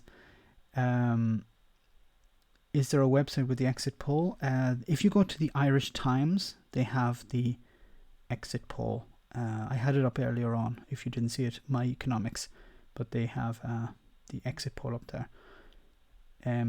Just to give you a spoiler. It's 22 for Sinn Féin, Fianna Fáil and Fine Gael. But it's an exit poll, so don't put too much faith in it. Yeah, so Brexit was... See, Dominic Cummings had invested a lot of time and effort on these focus groups. And in the focus groups, they put certain messages to them, like, get Brexit done now? How does that sound? Get Brexit done? Do you like that? Yeah, that sounds good. And they ran with that. They ran with that message. And it worked.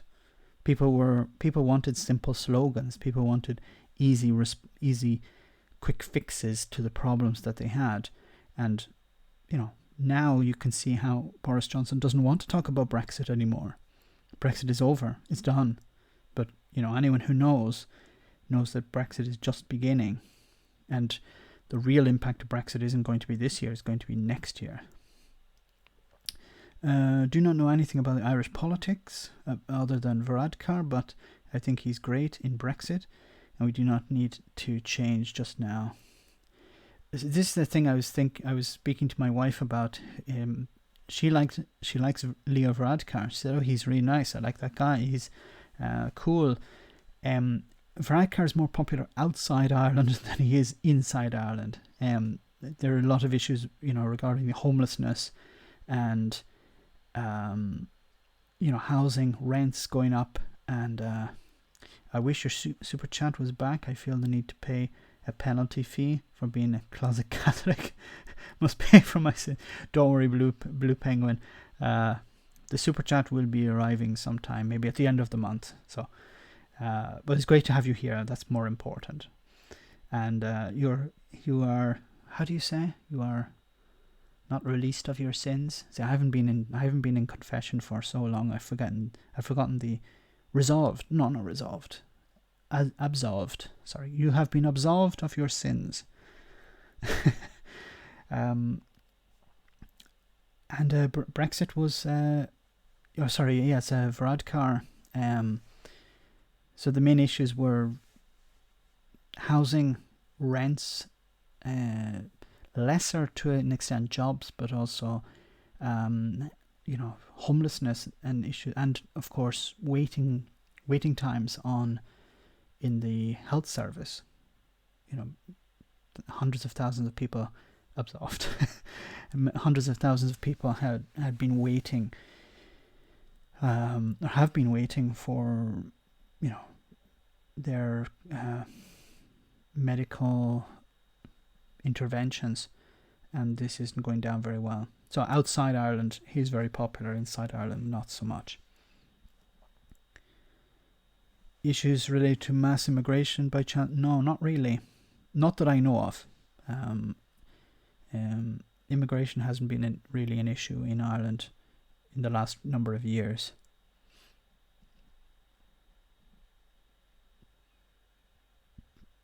People have short memory. Boris has been part of the problem, government, for the past 10 years, and that's just tapping into people's anxiety and providing slogans. He's calmed them for at least another 5 years.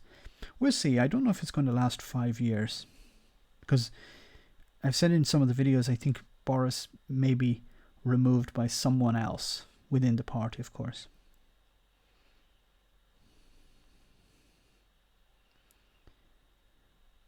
Christian Brothers certainly didn't beat the love of God into you, Max. No, I didn't go to the Christian Brother. I was fortunate there. I didn't get near those bastards. They're horrible.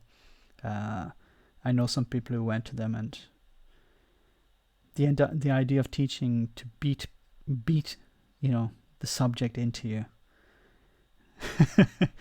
10 Hail Marys and 2 Our Fathers, and you'd be all right. I think I saw some Brexiteer wondering how the UK will have its interests represented in the EU once it leaves. Who's going to represent us when we leave? How many of those people were, the Brexiteer members of the Brexit Party who were in the European Parliament were told by, Nigel Farage when they were signing up. You're gonna have a great time there. You're gonna be there for a number of years, and you're going to rake in a lot of money.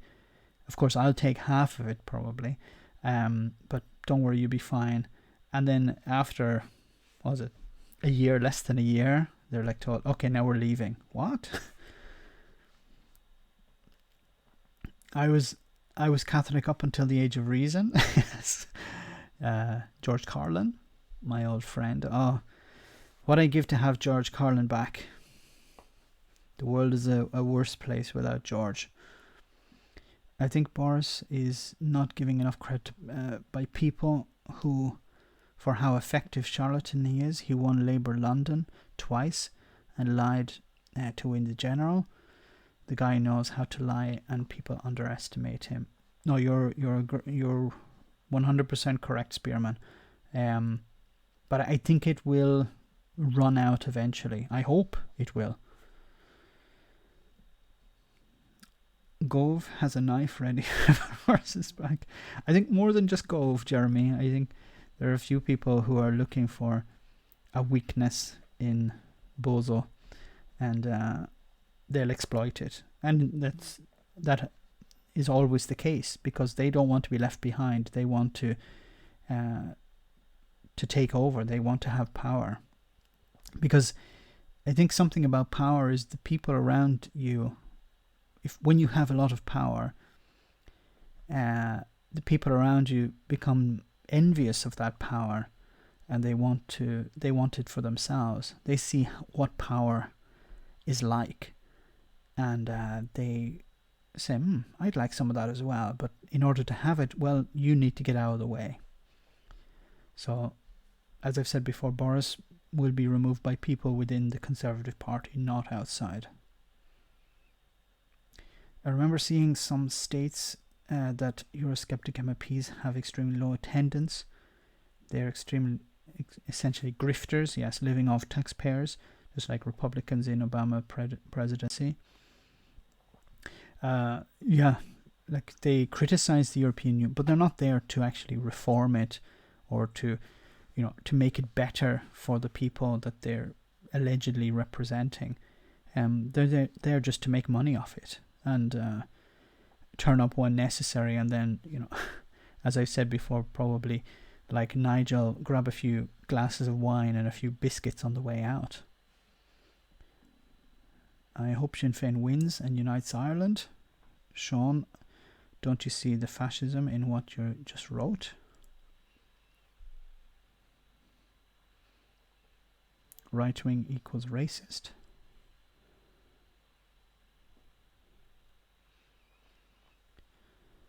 I'm convinced that Bojo was only a useful tool for the real Brexiteers hidden in the dark.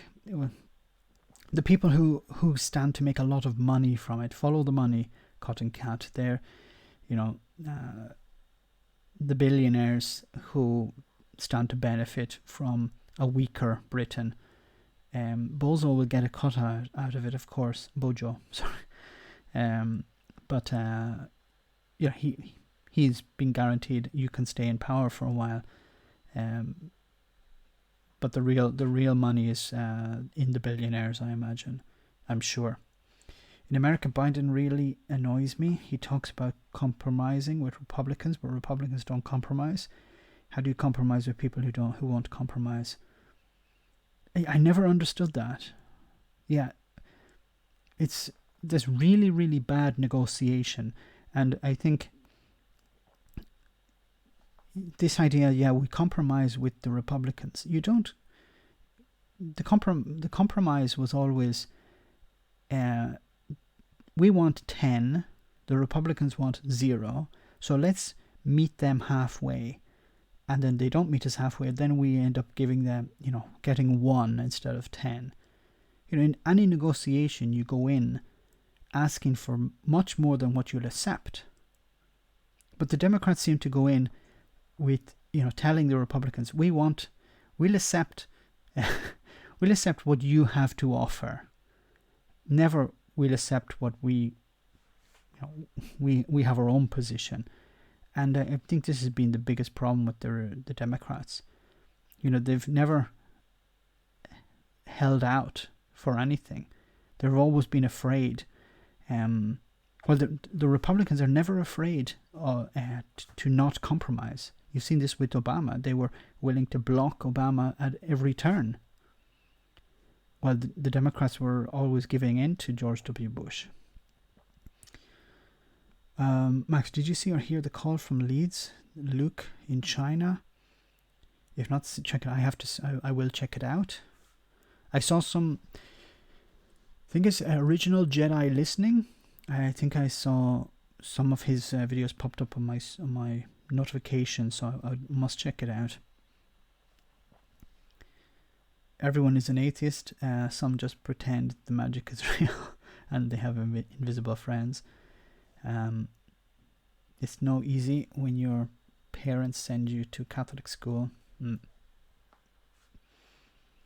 American bombers are basically nostalgic. Boomers, sorry, not bombers. What did I say? Bombers. Hello, Giron. Giron. I hope I'm pronouncing that correctly. American boomers are basically nostalgic for the post-war era where Republicans and Democrats could make deals all the time because they were essentially no different from between each other. And there was a time, I think, where they actually did try to work for the country, but now they're, the corporate aspect has just taken over both parties, and they're not working for ordinary people. All rhetoric aside, Max, do you think eventually it will take a revolution before people can ever hope for a working class prosperity again? Can it be achieved electorally? It's a good question, Blue Penguin.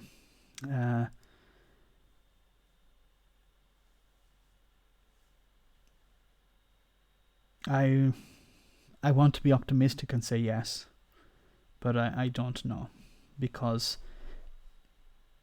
it could be achieved, but it would have to be it would require a lot of fighting, and I don't know if the current way politics works at the moment would allow for that.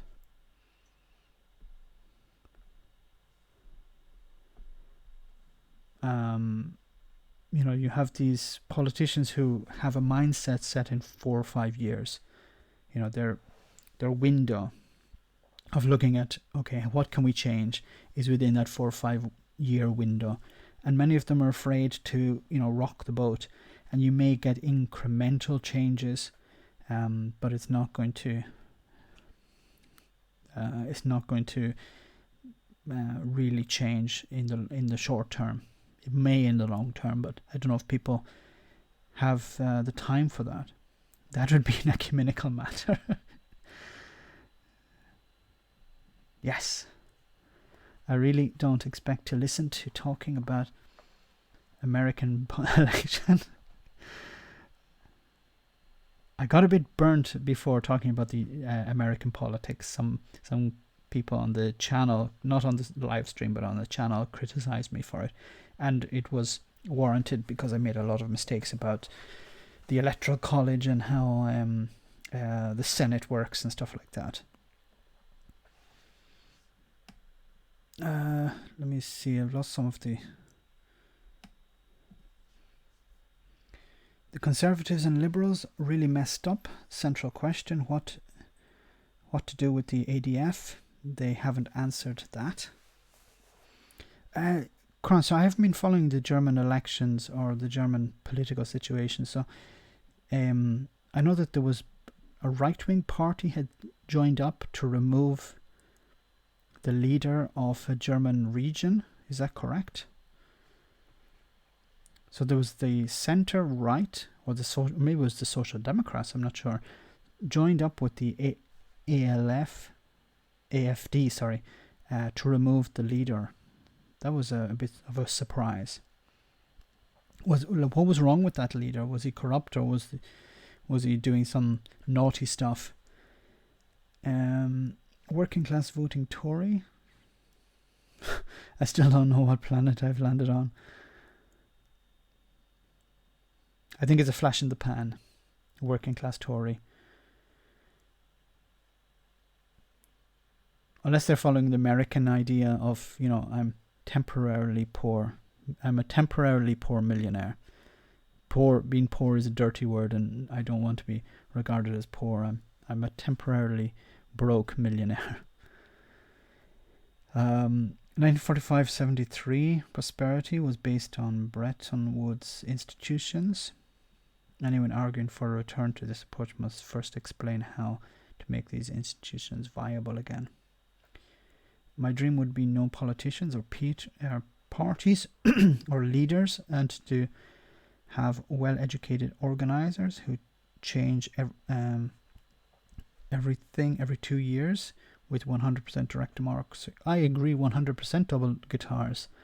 I think a direct democracy, but in an ideal world, my position would be a direct democracy, a direct e-democracy. Now, when I say ideal, of course, it would have to be securely maintained, unhackable. But direct democracy where people are informed through,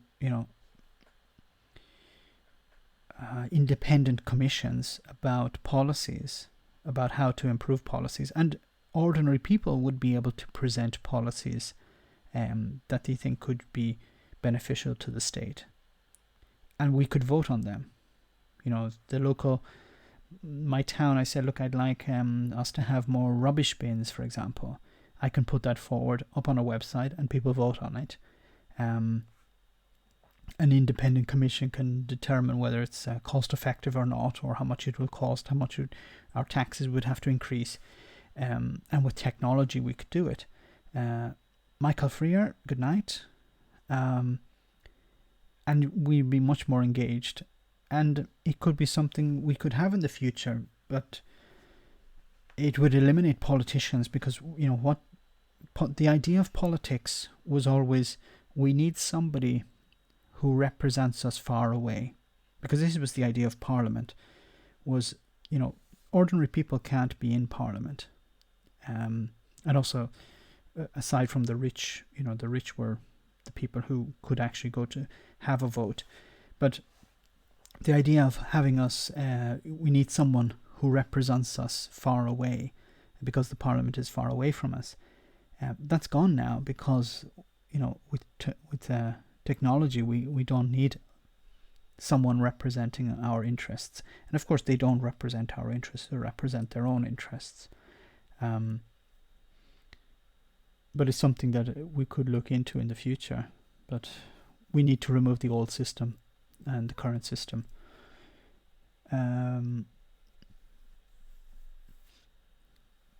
Direct democracy can be bad too. Look at California voting for increasing benefits and ever lower taxes. That is another side of the coin.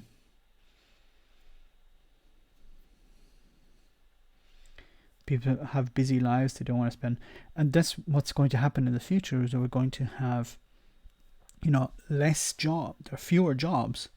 We're going to outsource a lot of the work to AI, to robotics, and we are going to have more time.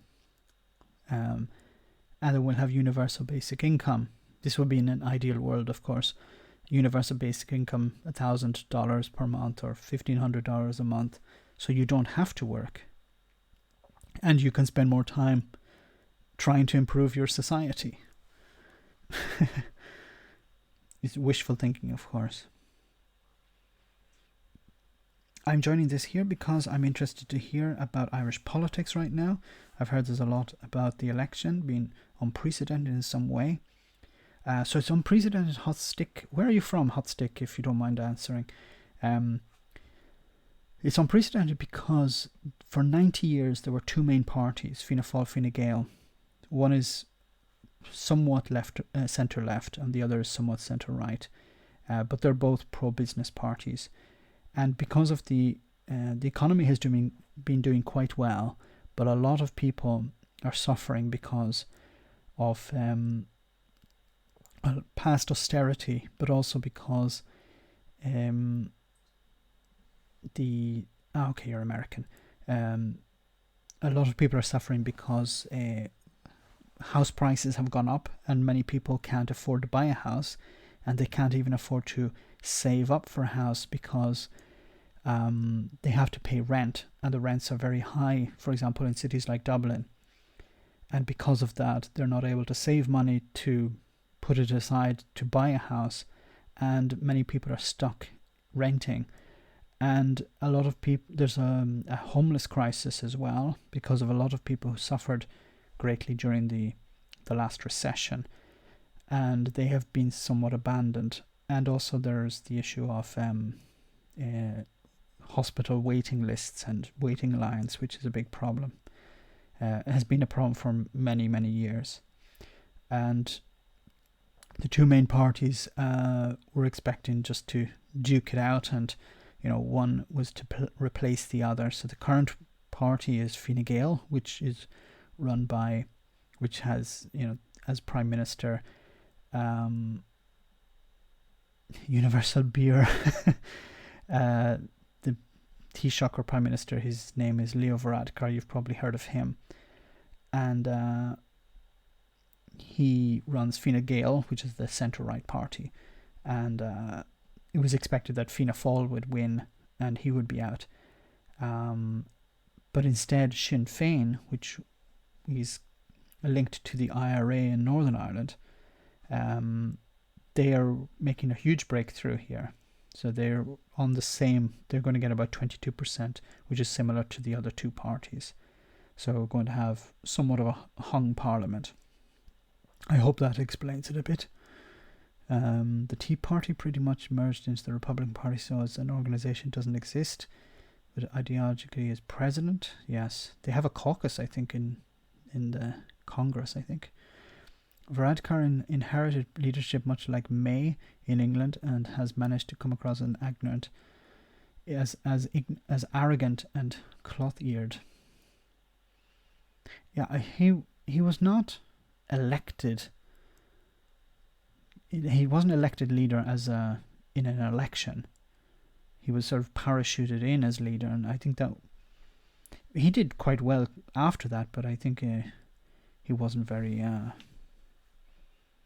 It wasn't good for him as a leader. How does Labour keep the Corbynite left engaged if Starmer wins leadership?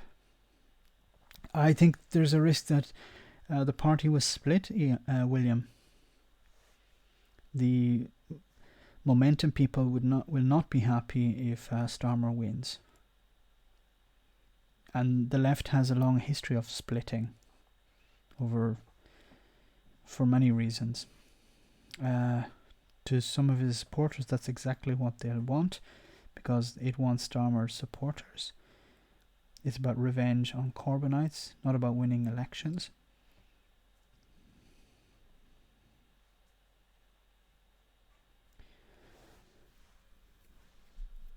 Hot Stick, what do you think about the Iowa disaster? Hard to be kingmaker when you can't form a majority. A three-way tie necessitates two of the big... Yeah. It looks pretty much like there's going to be a coalition. I don't rule out Fianna Fáil and Fine Gael, because they're not really all that different.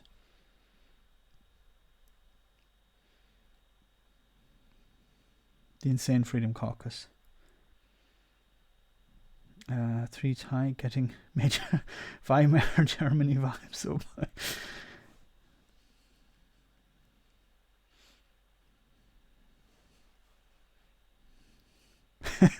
the Iowa cock-up. I love these streams. You guys are hilarious sometimes.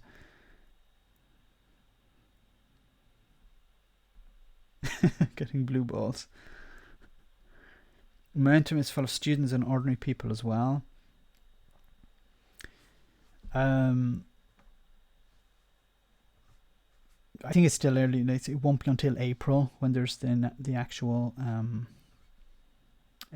leadership vote, isn't it, for Labour? So, but it's looking like Starmer is going to win it. But maybe he'll be able to reach out to the left within the party, if that's the case. Fianna Fáil, Sinn Féin, FFG and SF sound like a bad sitcom. Or it'll be a bad sitcom if that's the case. A lot of Brexiteers say they love the people in the EU but hate the EU. I wonder how many are starting to hate the English for trying to ruin the EU. A lot of English people living in the EU are not too happy with Brexiteers. I think a candidate, Mayor Pete, helping to pay for an app used in the primary was a horrible idea. At best, it looks horrible. Now it looks, yes. What was that? Was either corruption or very, very bad thinking, and I'm thinking more the former than the latter. Why would you invest in an app for the DNC, not the DNC, but the local Iowa Democratic Party?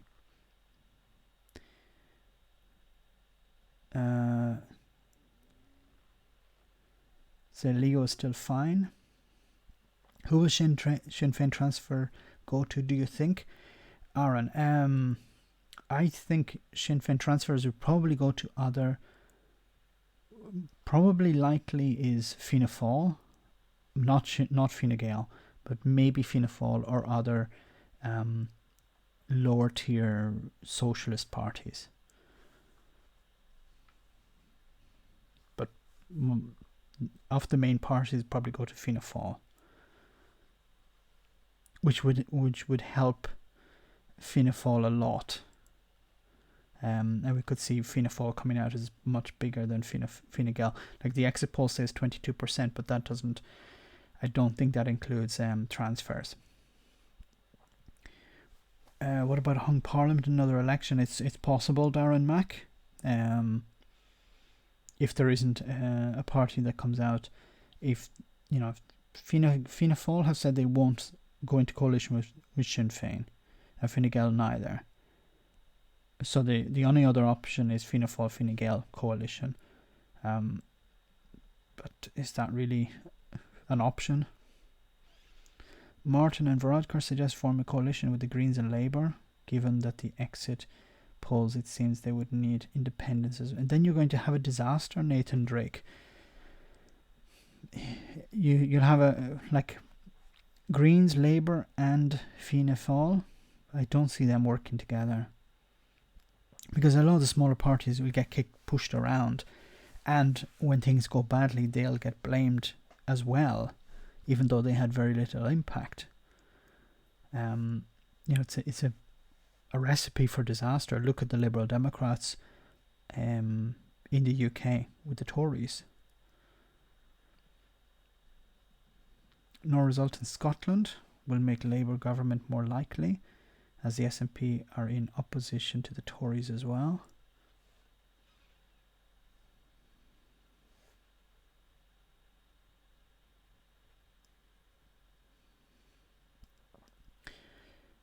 My buddy's girlfriend from Spain couldn't even get a visitor's visa this summer. They are cracking down in Canada for some reason. Wow.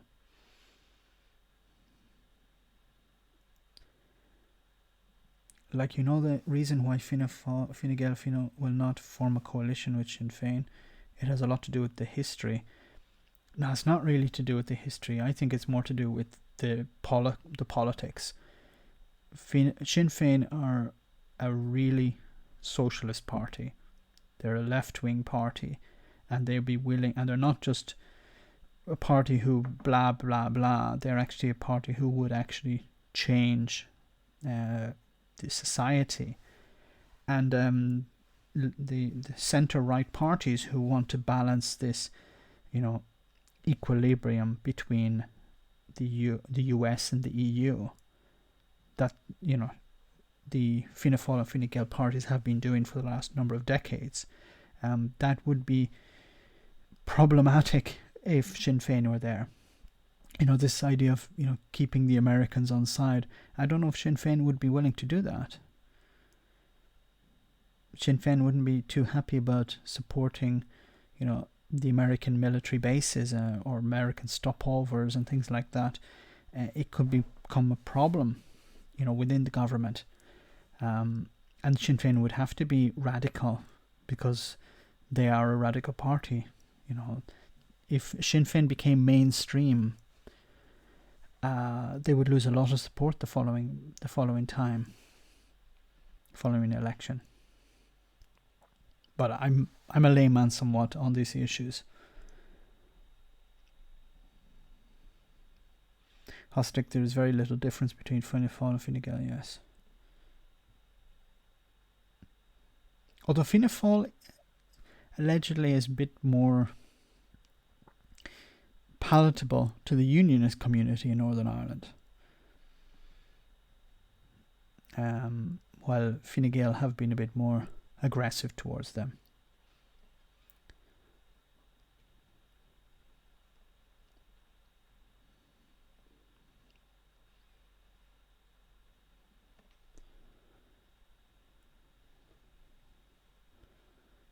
Is it similar to the lack of difference between the two American parties? No, well, it is, Hotstick, it is quite different to, you could say, the corporate wings of the Republican and Democratic parties. Somewhat, they are quite similar in that sense, but they are, ideologically, they're very different.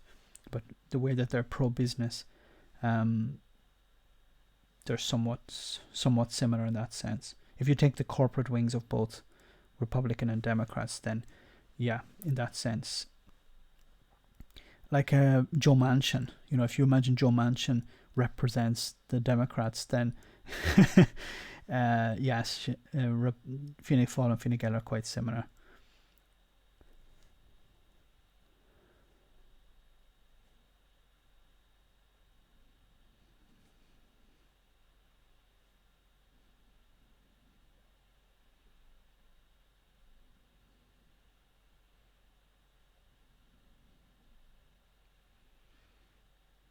What party does the clergy tend to support? I think the clergy usually supports Fine Gael.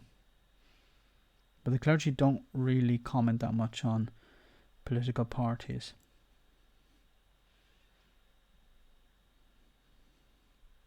Stommer supporters hate momentum, but as long as Stommer advocates broad church and has Thornbury and Ian Lavery, LB on front bench, I think it'll be okay. I think, yeah, it depends on whether Starmer wants to jettison the entire Corbynite wing of the party. And I don't think he'd do that. I think he'd reach out to them because he realizes, okay, I need to keep everyone on board.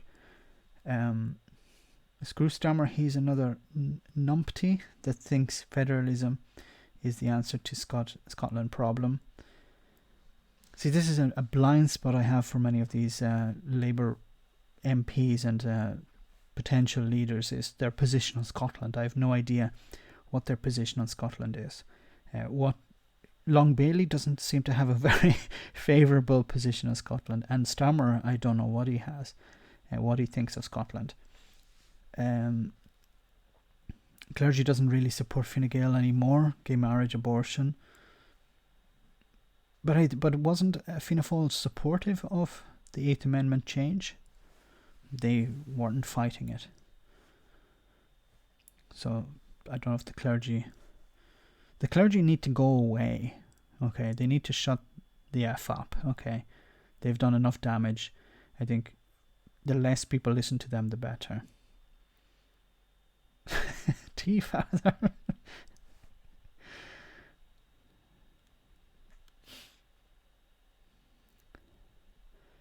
Is New Labour like the corporate Dems? Somewhat, I think. I think it's a bit difficult to compare parties, in different countries because the whole background is very different and how they operate is very different. Lisa Nandy spoke favourably of Spain's crackdown on the... So I saw part of the interview where she was responding to someone saying that she supported the crackdown. That was insane. How can anyone support Spain's position on Catalonia, and of their crackdown on Catalonia? Catalonia is being made to remain part of Spain for economic reasons, and I think to a lesser extent economic reasons. What's Sinn Féin's view on abortion? As far as I know, they support. In the south, they support. It's quite interesting because in the south, in the Republic of Ireland, Sinn Féin are much more left wing. In Northern Ireland, they are a bit more right wing. Centre, more to the centre, I should say. So they're not so gun ho, excuse the pun, for issues like abortion or same-sex marriage. Now, I could be wrong here, but as far as I know, free Julian Assad. So they are a bit more centrist in Northern Ireland, but in the Republic of Ireland, Sinn Féin are much more left-wing. So they are, but they're not broadcasting from the rooftops their position on abortion.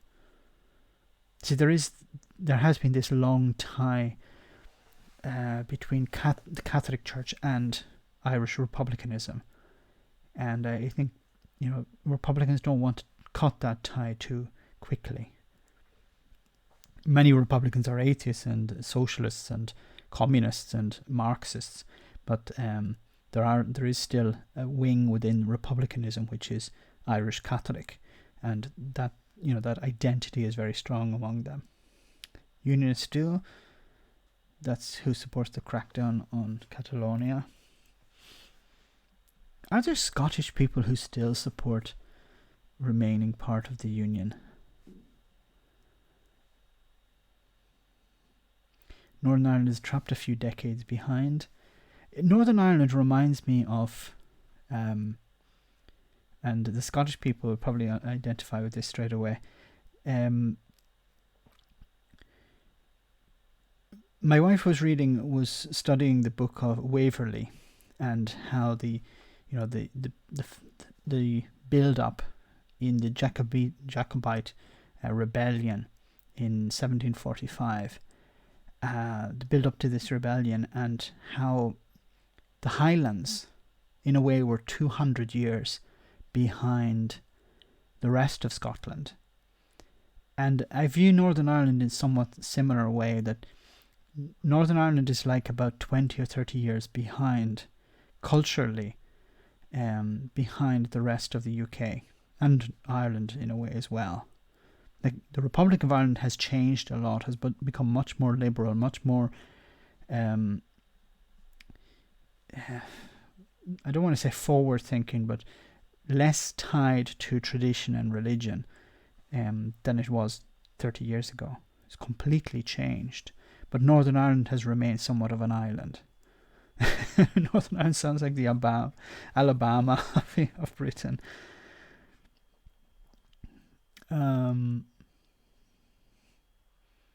At one point in Ireland Constitution, the Catholic Church had special place within. Yes, it had a special place within the Constitution, and they dictated the Constitution in a sense.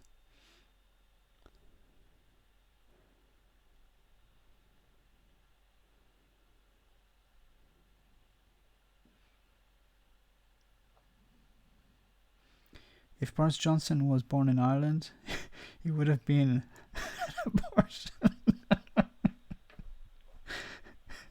No, that's what I was talking. Progressive. As for a person, I agree with your views. We're really stuck in the past, and I mean that in no offensive way. I just, I think it's probably because Northern Ireland has always been somewhat of I don't know, the black sheep in the family, or the child that was different. There's a very different relationship between England and Scotland and England and Wales and England and Northern Ireland. Today, if you walk around London and you ask people about their position on Northern Ireland, it's, a lot of unionists would not like to hear the response. Why not allow comments on your live stream, like Mike Malloy? Then post the other 7 verses of Max's conditions.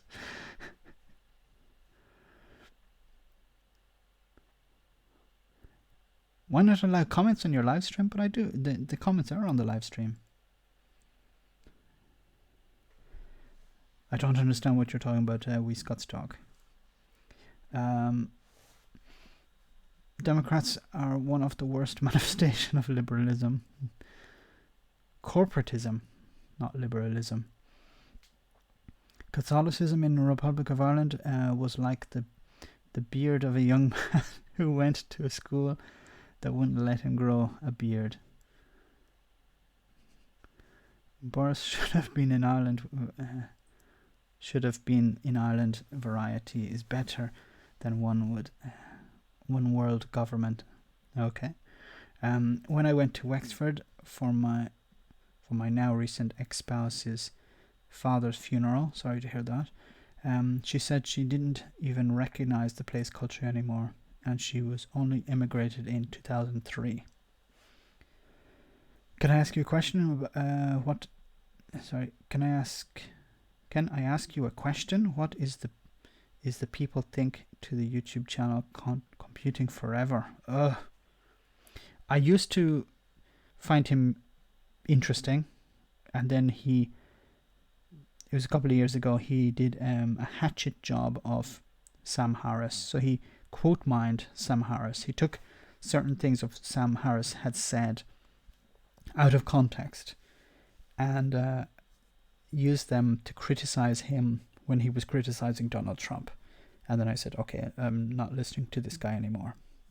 I know he's one of these right-wingers who wants Ireland to leave the European Union. And he's a fan of Sargon of Akkad as well. So Computing Forever, I'm not a big fan of that guy, to say the least. Look, if somebody wants to disagree with Sam Harris, do that. Take what Sam Harris has to say in context and respond to it. But you don't take Sam Harris out of context. It runs completely against Sam Harris's ideology. Sam Harris has this idea of steel manning, the opposite of straw manning. So if you're not familiar with straw manning, it's a fallacy where I, for example, misrepresent what you take and then use that as your position and then attack that and defeat it and say, look, and claim victory. Look, I've defeated this position when it wasn't really your position. What Sam Harris does instead is he allows you to present your position in the best possible light, or he presents your position in the best possible light and attempts to destroy that position. So instead of misrepresenting you into a straw man, he puts you into a steel man. He makes your position as logically consistent as possible, and then destroys that. And that's a much more honest way of dealing with. And if you're going to misrepresent Sam Harris like that, then I have no time for you. Like Marion Boyd, Theresa May, Anne Whittingham, and Hillary Clinton.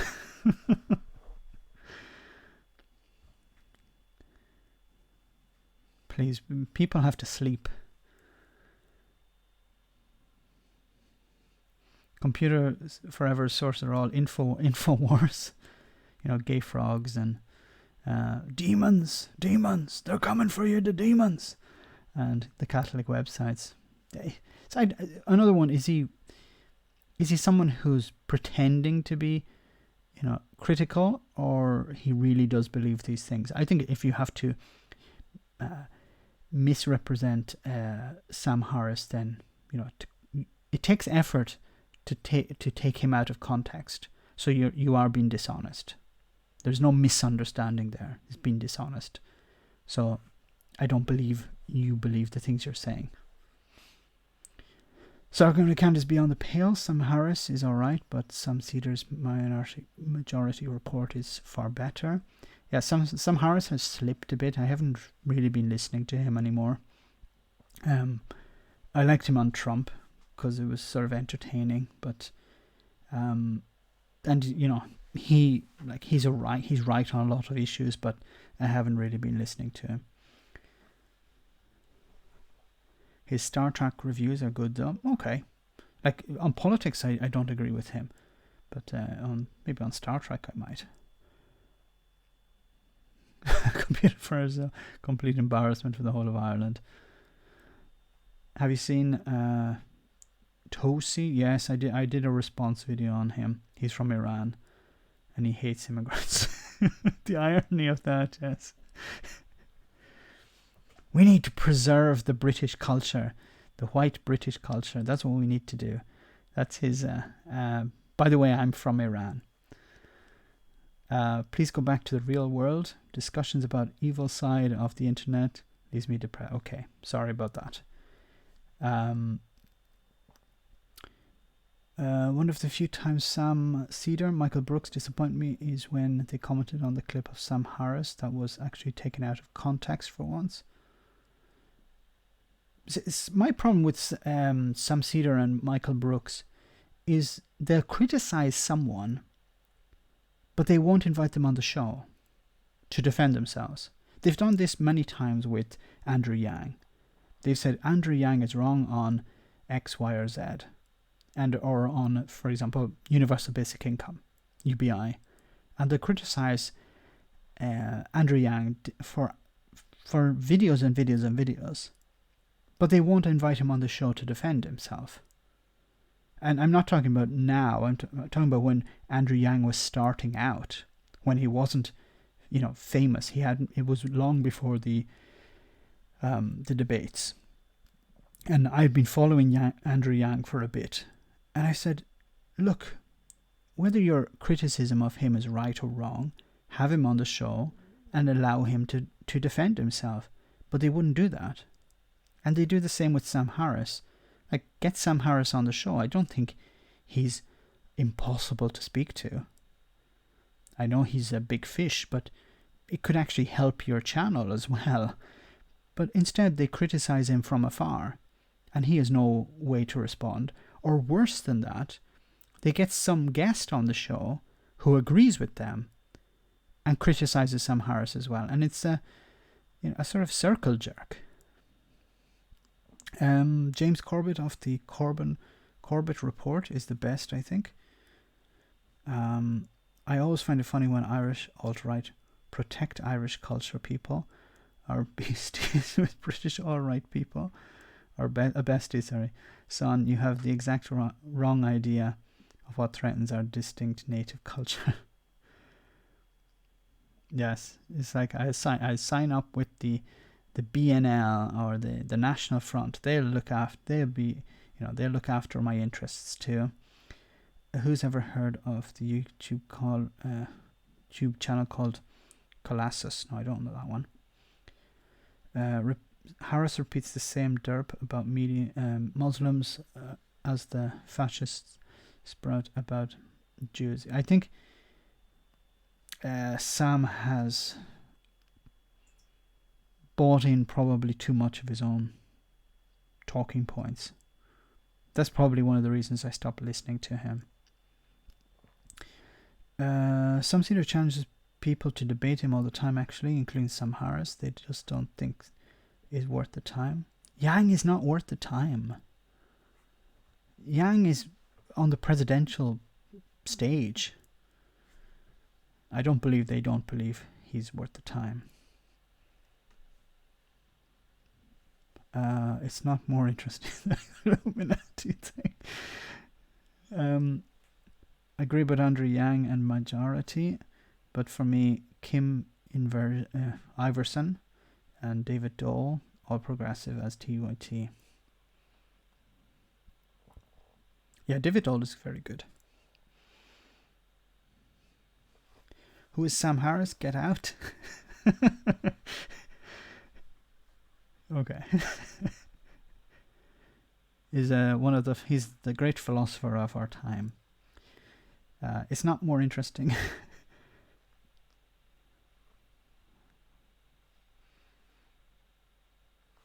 So what's my Scottish friends? What's happening in Scotland at the moment? Are we edging closer to Scottish independence? Do you think? I know it's not going to be a referendum this year, but do you think next year?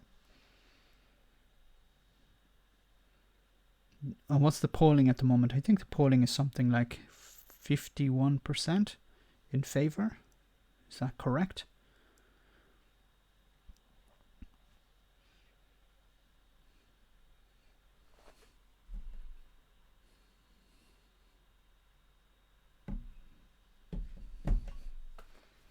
No apologies for the typos. —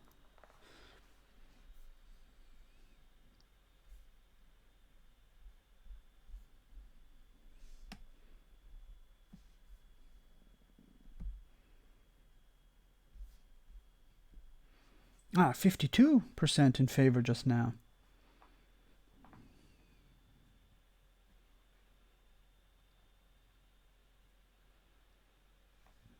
Polling out this week shows a majority, yes.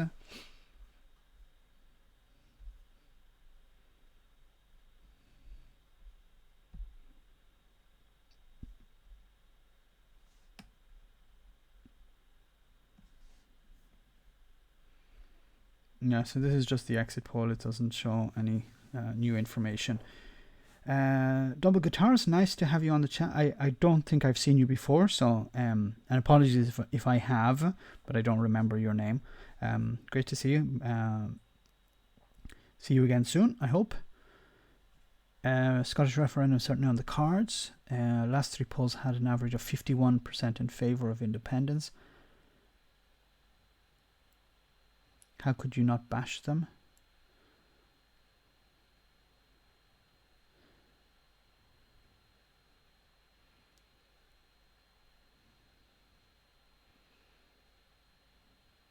When should I expect results from the election? Probably tomorrow, maybe.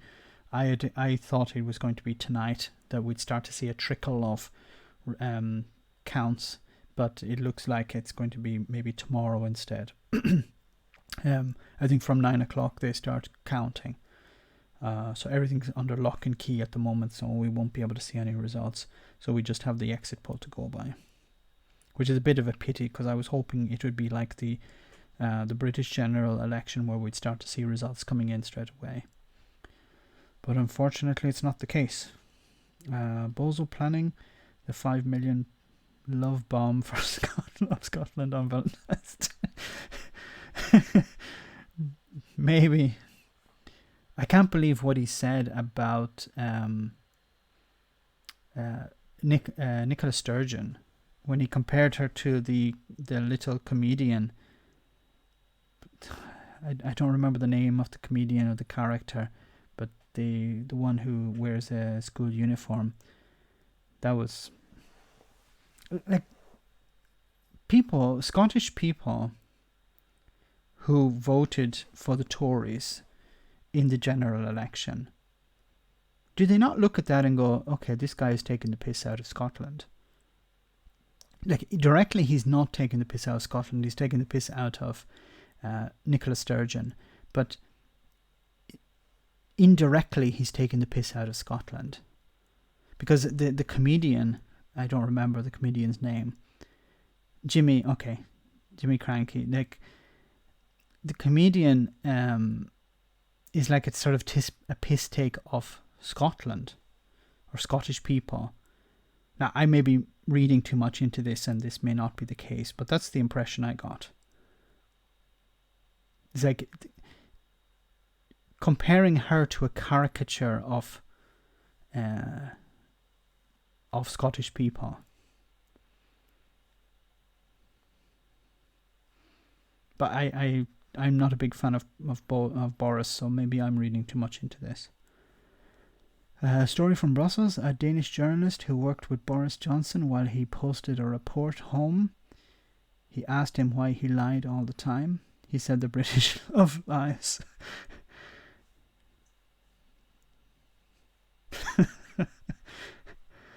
I shouldn't really laugh, but it's probably true.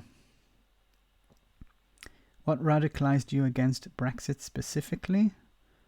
What was the thing that happened that brought you here? What drove me against Brexit? When I was expecting Brexiteers, because I actually had doubts myself. So I'm pro-European, and for a while I was thinking maybe the people who are talking about leaving the European Union, maybe they're right. Maybe there's some value to what they're saying. And I started looking into it and trying to understand, okay, what possible benefits are there? And I couldn't find anything. And I was thinking, okay, well, maybe I'm not looking hard enough. So I was trying to find some sort of benefits that the UK would have. And the only benefits that were presented were things like, we should be able to have our own trade deals, or we'll be able to do this and we'll be able to do that. And the more you looked at it, it's like, I was trying to understand, but that doesn't really make a lot of sense. And then I just really thought about the fact that the UK pays money into, where's James Barry tonight? Where, the UK pays money in, but the way the European Union works is that it provides money back to be spent, not in areas where politicians look for votes, but in areas that actually need, investment. And it's also for things that are not just to create jobs, or not just to bring money into the economy, but to actually make the society better. So to give you an example, near my home, the European Union funded a tree planting area for a park that was run down. Now, the local government probably had no intention of spending money on that, but the European Union gave funding for that.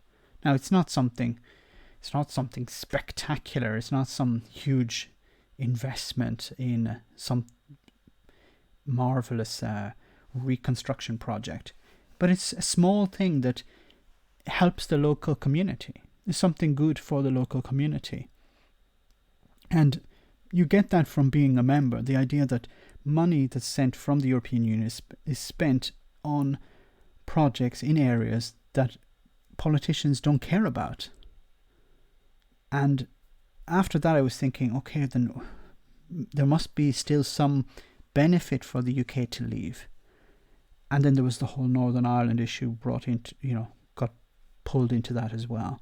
So the reason why I'm anti-Brexit is for a number of different reasons. Northern Ireland being one, another for the fact that the Scottish people were told we have to remain together, in this. And then 2 years later, we're turned around, Tories turned around and people on the right turned around saying, okay, well, what you voted for to remain, we're going to throw that all away because we want to leave. So, and also the sheer fact that the information coming out was not fact-checked. It wasn't presented by an independent body. It was presented by politicians. Walter Smitty syndrome. But it was presented by politicians. It was not presented by some independent body saying this is the pros and cons of leaving the European Union. Why was the likes of Nigel Farage leading a political campaign? Why was the likes of, don't even remember who on the not even Tony Blair. Who was it on the left? On the Remain side, I can't even remember now because they were so bland. But it should have been something independent presented to the British people. These are the pros and cons from an objective point of view, and then people could make up their decision themselves. But of course it shouldn't have been a referendum. It should have been something through Parliament if it was ever going to happen. I hope that sort of explains it. James Barry is just the kid with the watermelon. Stop, I'm going to piss myself.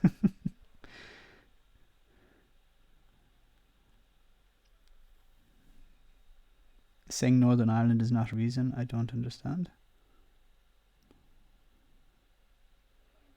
I was actually pro-Brexit at one point. Then I came across Incorrigible and James O'Brien. I think James O'Brien and Incorrigible, they were very good at presenting the problems with Brexit. James O'Brien, Incorrigible is very active on Twitter. Of course, James O'Brien is, has his own show. But he was one of the only voices and the real voices challenging the politicians.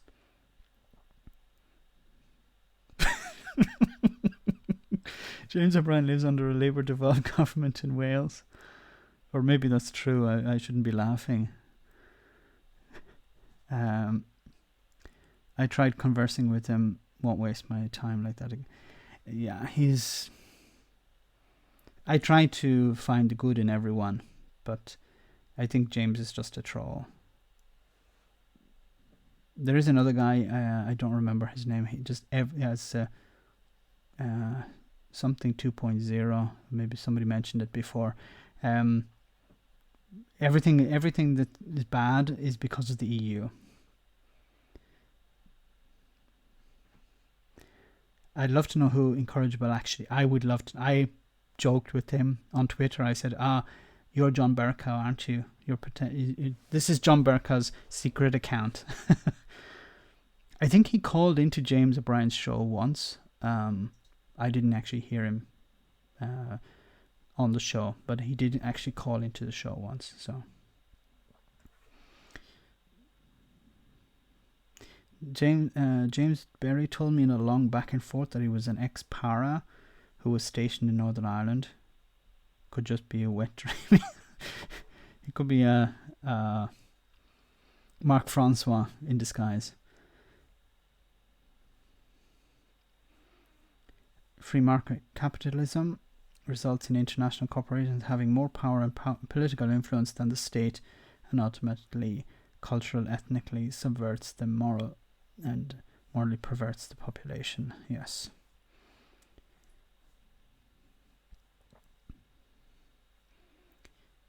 Nick Ferrari, is that who you're on about? Gero?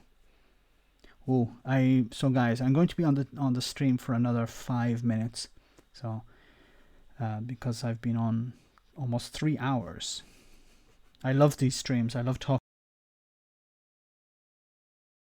I'm here and I have to get some sleep. Phantom Power. Okay, I must check that out. JOB is a prime example against Chomsky's manufactured consent. Yeah. News won't always support his owner's perspectives if the content is. Very good point.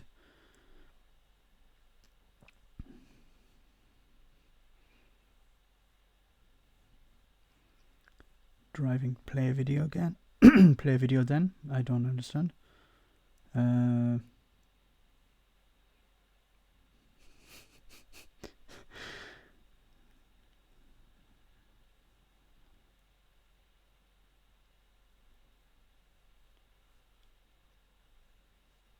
If Max allowed comments on his stream as well as chat, can I not allow? I didn't know I couldn't allow. Let me check if I can allow them on the stream. So I'm still getting used to this new fandangled technology.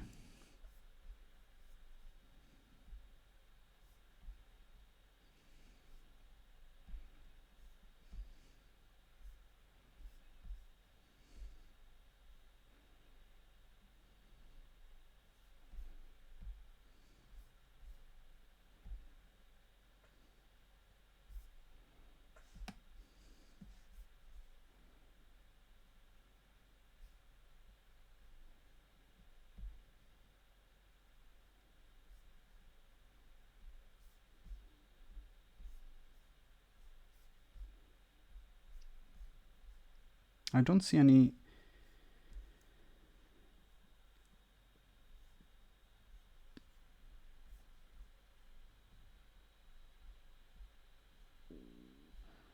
Okay, I think maybe next time I'll be able to sort out these chats on the comments on the stream.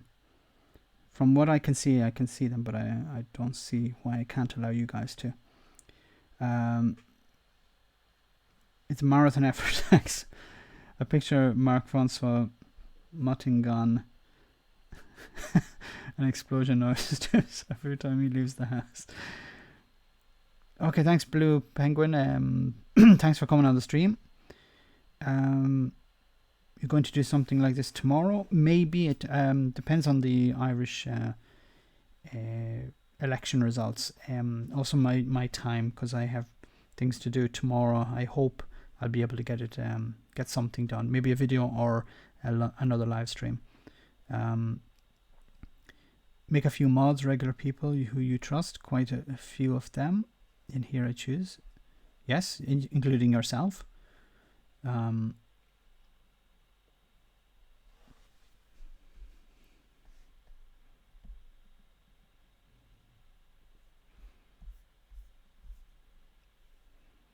If you'd like to be one. What's the healthcare system like in Italy, Max? So it depends on the region you're in, because I'm in the Veneto region, and we have both a private public healthcare system. Good day from Melbourne. James, good day. Hotstick, thanks a lot for the sub. You have a nice night.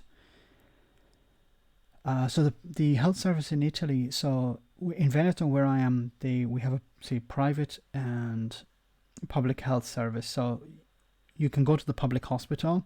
So what happens is you don't really pay any healthcare costs. Everything is paid through taxes. But when you go to the hospital, if you're non-priority, you'll pay what's called ticket, and it works out. Maybe, for example, if I had a headache and I went to the hospital in the middle of the night, the doctor who'd first see me would give me a rating for like a priority, and if I think it's green, yellow, and red. So, Margie, good night. Have a nice night. Giro, thanks a lot for coming on the stream. So you get a rating. So I think it's green is the low, or something like that. Green, yellow, and red. So I think red is high priority. If you're green or yellow, when you go through, they say, okay, it's not serious. It's just a headache. Take something. Here's some medicine, and go home. And on your way out, you have to pay the ticket, which can be, I think, between 20 and 30 euros. And that's it. So you get treated, you get whatever treatment is required, and then you are Hashberry, hi. Sorry, goodbye. Or if you're going out, I think you're going out. Okay, sorry. So you pay a ticket. Now you can also, in many cases, when you go to the hospital, you may have to wait maybe a week or two for an appointment. Many people decide, look, I'll just pay and go privately, and normally the private treatment is not that much more expensive, because a lot of them are paid for by also the public service. So that's basically how it normally works. For example, if you go to your local GP, you don't pay anything. And my father-in-law is a local GP, and he complains a lot because of the old people like to come in and chat with him and spend the day in his clinic, because in the wintertime he has the heating on, and in the summertime he has the air conditioning on. So the old people come in and say, oh, I have a sore back, can we have a chat about something? That's basically it. So it's paid through, it's a single payer system, like what Bernie Sanders wants to implement in the US, as far as I know.